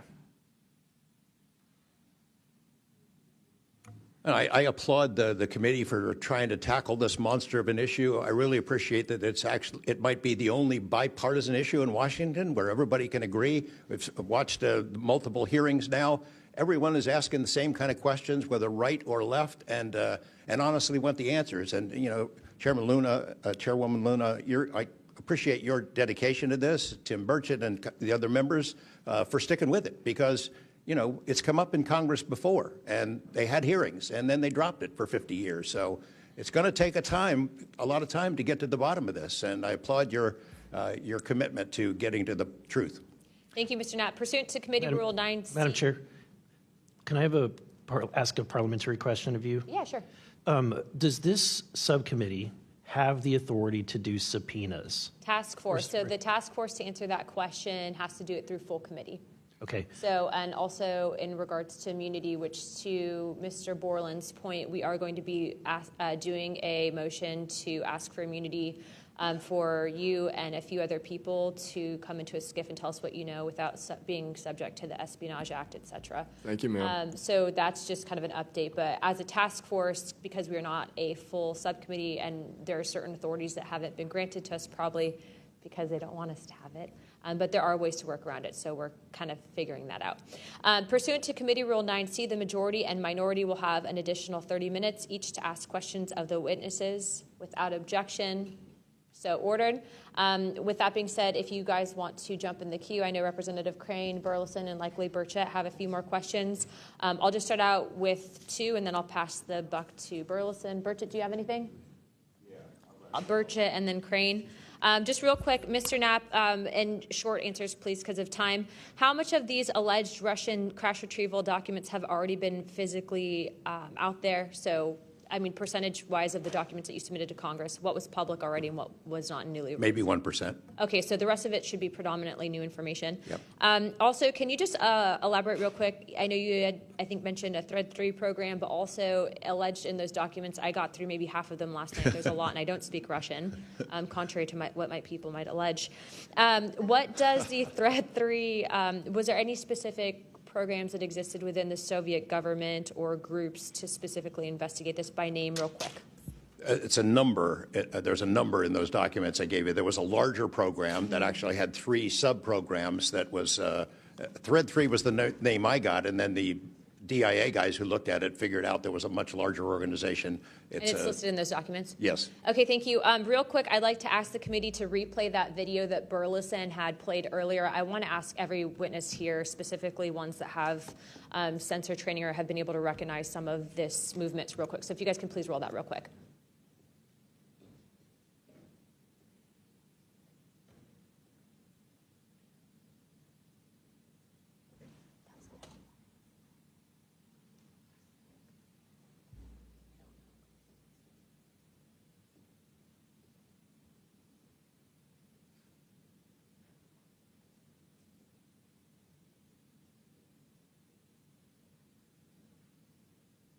Okay, while this is still rolling, Mr. Nusatelli, real quick yes or no answers. Are you aware of anything in the government, United States government arsenal that can split a Hellfire missile like this? No. And do whatever blob thing it did and then keep going? Nothing? Nothing. All right, how about you, Chief Wiggins? Nothing to my knowledge, ma'am. Okay, and how about you, Mr. Borland? I prefer to answer that in a skiff. Okay, does this video scare you guys? Yes or no? Yes. Wiggins? Yes. Nat? I had a different reaction. I was really happy that it got out. Thanks for providing Curiosity that, kills the Congressman. cat. All right, Mr. Borland? Yes, for Okay. All right, that is the end of my questioning. I'd like to now recognize Mr. Crane. Thank you. Chief, I was on a ship for a little bit. I was a gunner's mate on the USS Gettysburg for a couple of years. My question to you is, when you had your encounter and you saw it on the screen, you were in the CIC, is that correct? That's correct. On an LCS ship, the CIC is on the bridge, so it's called ICC-1, but yes, same. Did a bunch of the other folks in the CIC come and check out what you were looking at? Yes, we all did. The tactical action officer, myself, the RCO, and two others that were on watch. We were all in the same space, so we were all looking at the Sapphire screen all at the same time. Because in the other couple instances with the witnesses, you guys just saw it by yourself. Is that correct? Mr. Borland, you saw it by yourself? For me, yes, sir. Mr. Nusatelli, you saw this by yourself?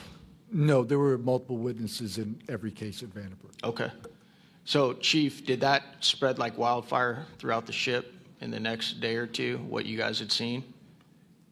No, sir. It didn't spread throughout the ship, but it spread throughout ICC-1 conversation. As you do your turnover, we talk about it. But it didn't go further than just the watchstanders that stood watch on the bridge and in ICC-1. So it did move around there throughout a few days. I'm kind of surprised. Stuff usually spreads around the ship pretty fast. Why do you think the rest of your fellow sailors on the boat didn't hear about it? Potentially uninterest, possibly, with engineers or combat systems like yourself, don't make their way up to the bridge enough to get within sight of the circle of talk about the incident. Was it hard for you to get permission from the Navy to bring that video?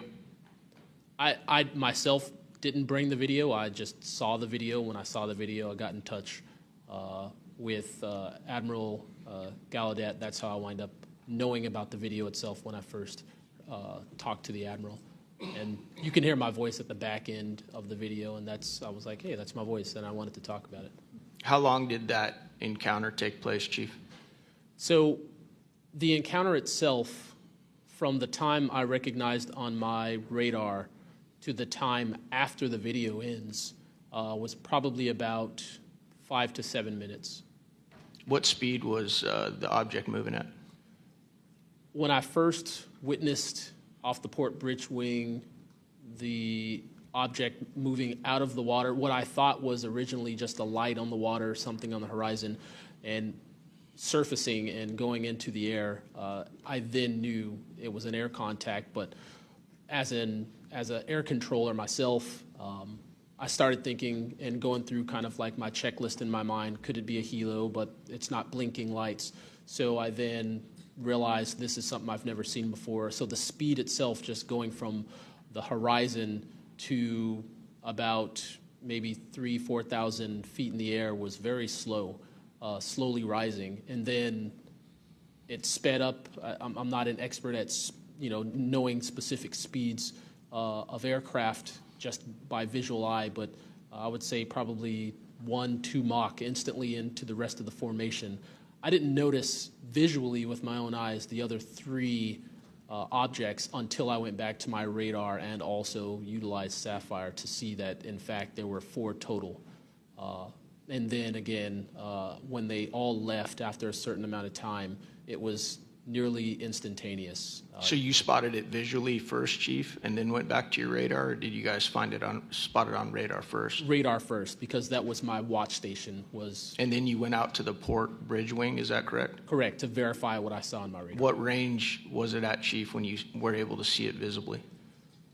I would say about 7 nautical miles, 7 to 8 nautical miles of a light from the ship. Wow.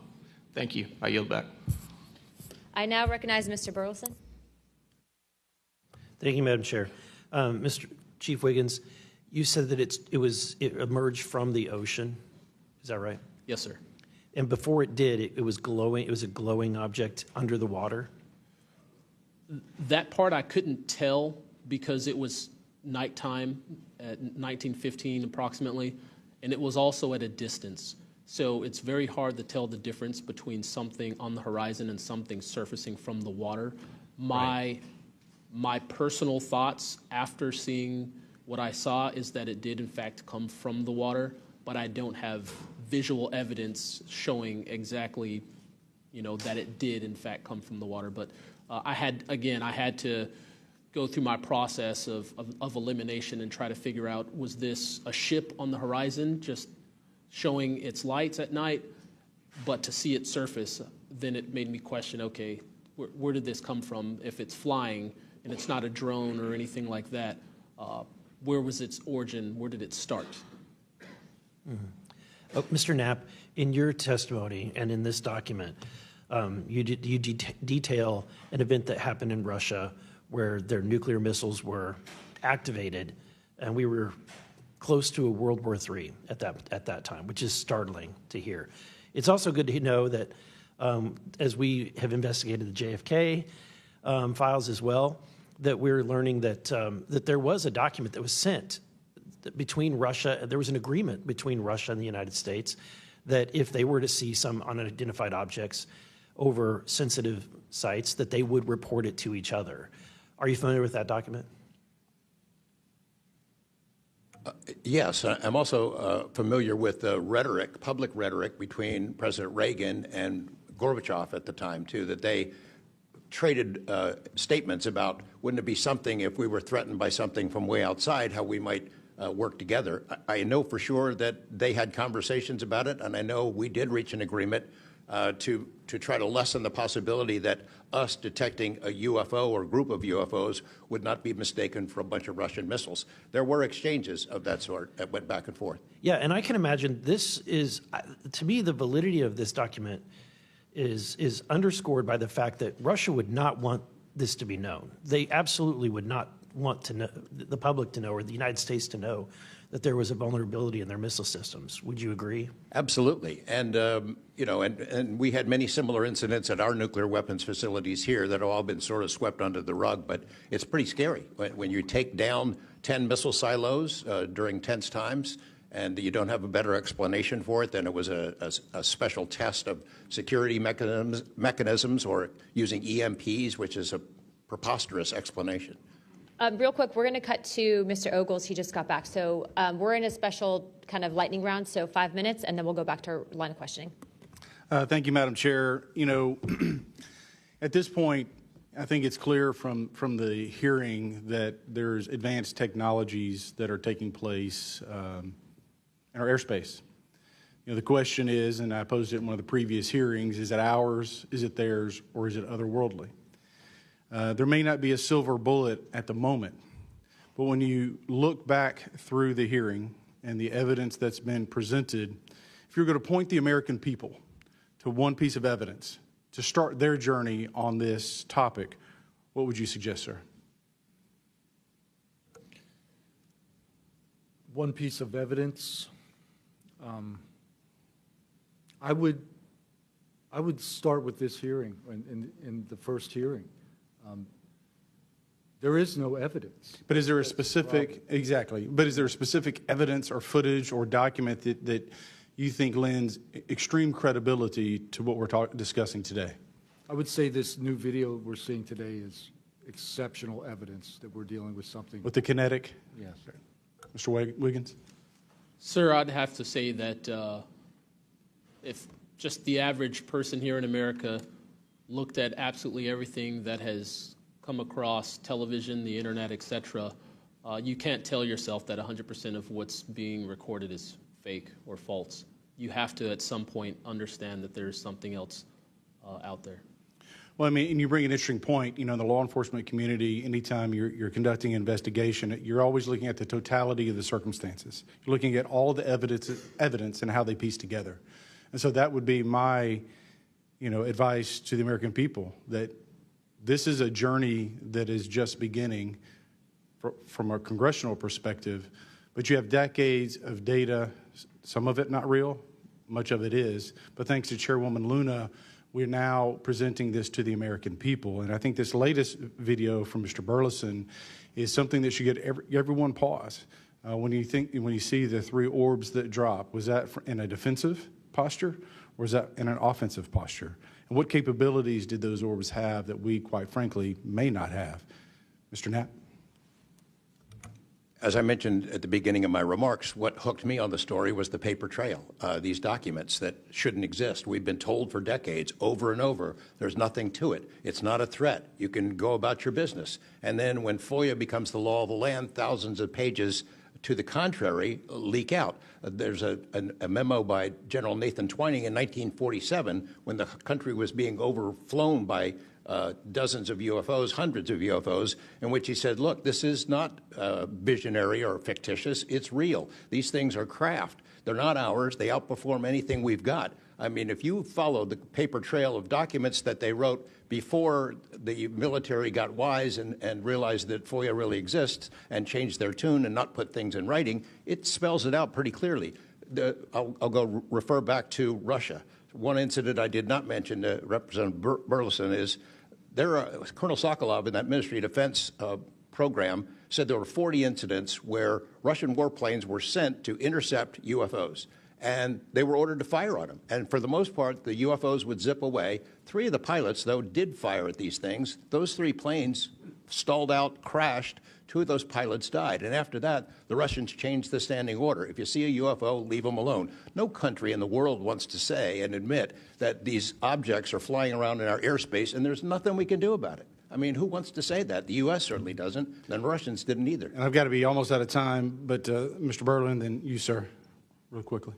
Yeah, to be honest with you, I think Bob Lazar, and not for the reasons that most would talk about, mainly because Bob Lazar was immediately discredited. They said he never worked where he worked. They said he never did what he did. But yet Bob Lazar showed up with a bunch of friends and a video camera and was filming these test flights in the middle of the desert. So clearly he knew something.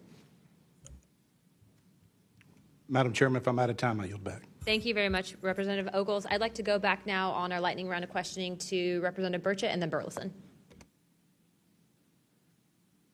Burchett, always number 1. That's what I should be. Number 1 in your heart, number 435 on the chart. That's me. Dylan, knowing you testified to Arrow, are they obfuscating when they claim to have discovered no evidence of extraterrestrial beings, activity, or technology, and are they lying to the American public? As I said before, it's a manipulation of the public perception.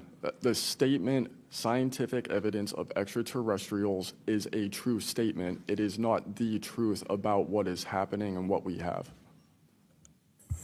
Would y'all like to comment on that further? Mr. Knapp? You're getting edgy. It's splitting hairs. No proof that they're extraterrestrials. What would that proof look like? A piece of kryptonite?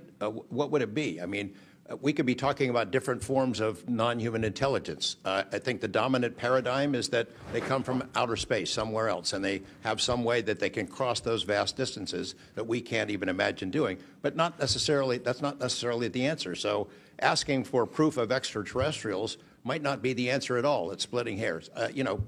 We don't know where they're from. I don't know anyone who knows the answer for sure. They call them aliens just as a placekeeper kind of a word, but no one in all these programs who've studied this stuff for years, people with much bigger brains than mine, knows the answer for sure. I've talked to Navy folks that some of the deep sea areas, they think there might be something there, that they're here, and I don't know when they got here. Another point that needs to be made is every time, we say we're going to back engineer or whatever you want to call it, these craft.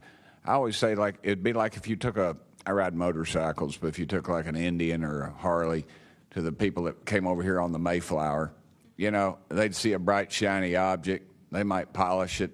You know, they might get it started. I doubt they could. They couldn't work on it. They couldn't put fuel. They wouldn't be able to have the capability of putting fuel in it.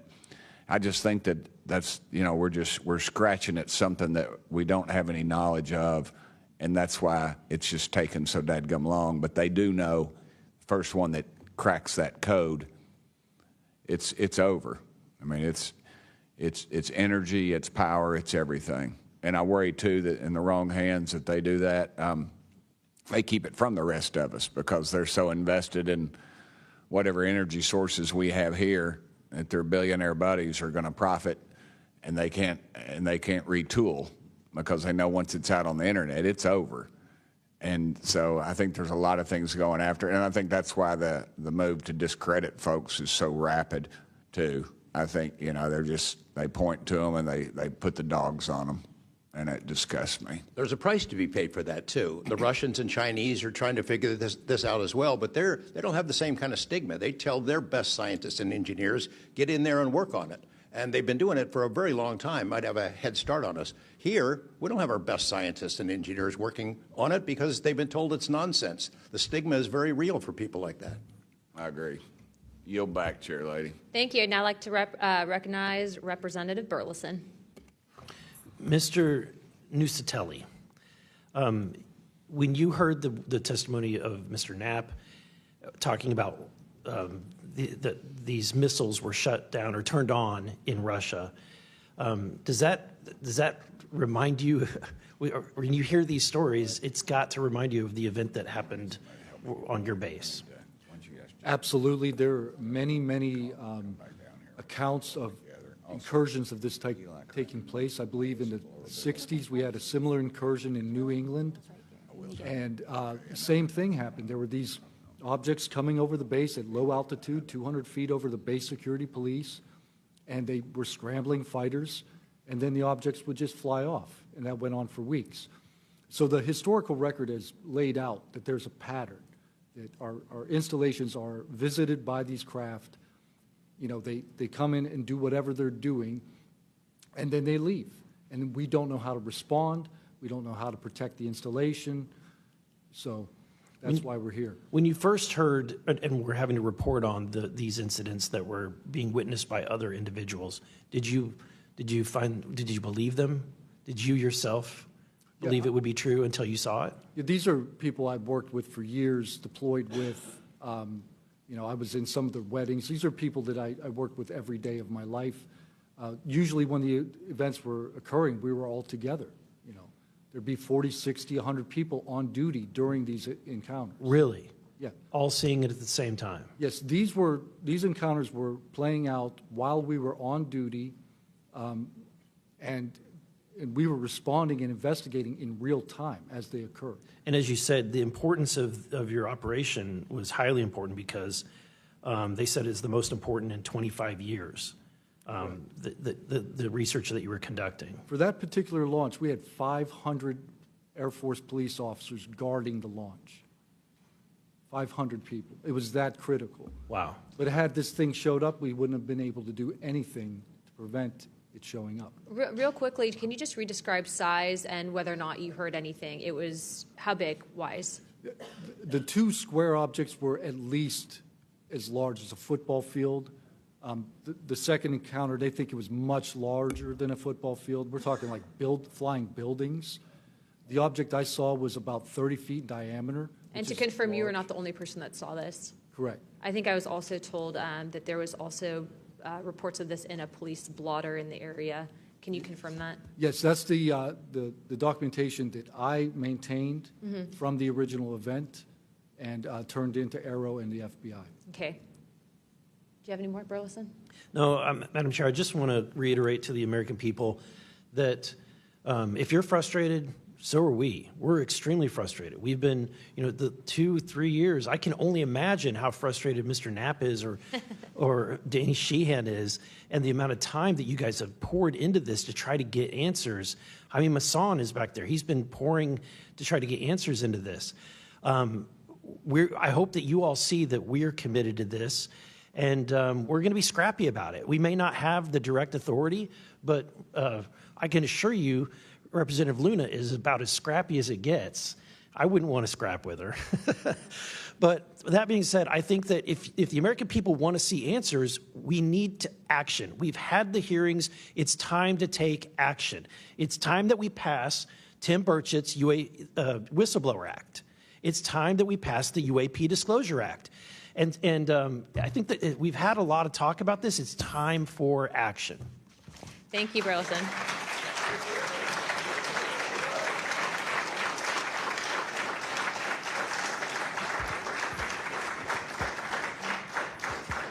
I would now like to yield 30 minutes to Representative Crockett. I'll reserve. Thank you. In closing, I want to thank our witnesses once again for their testimony today. I now yield to Ranking Member Crockett for closing remarks. I'll pass. No, I just want to say thank you so much to each and every one of you for being here today, for staying committed to this, and for your courage. I truly believe that courage is contagious, and right now we need more courage than ever, whether it's UAPs or whether we're dealing with any other form of government where people are afraid to come out and speak their truth. The American people are relying on amazing public servants like you to speak up on their behalf, to be the watchdog, and to make sure that we are as safe as possible. And so thank you so much again for conducting a bipartisan hearing on such an important matter. Thank you. I'd now like to recognize myself for some closing remarks. This is obviously something that doesn't just affect everyone in this room.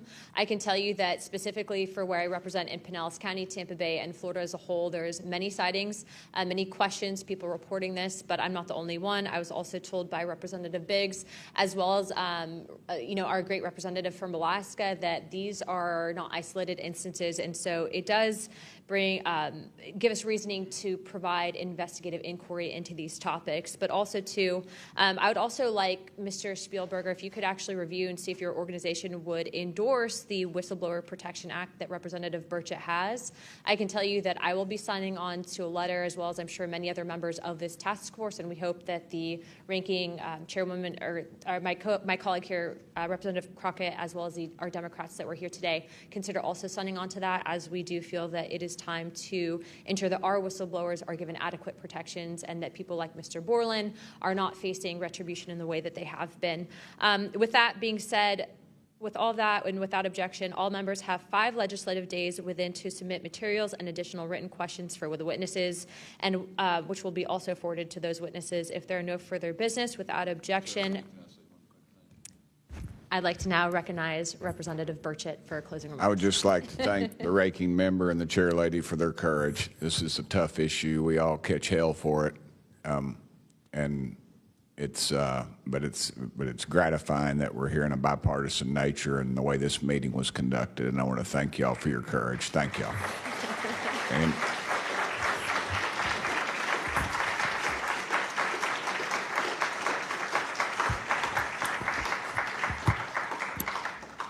without objection, the task force stands adjourned.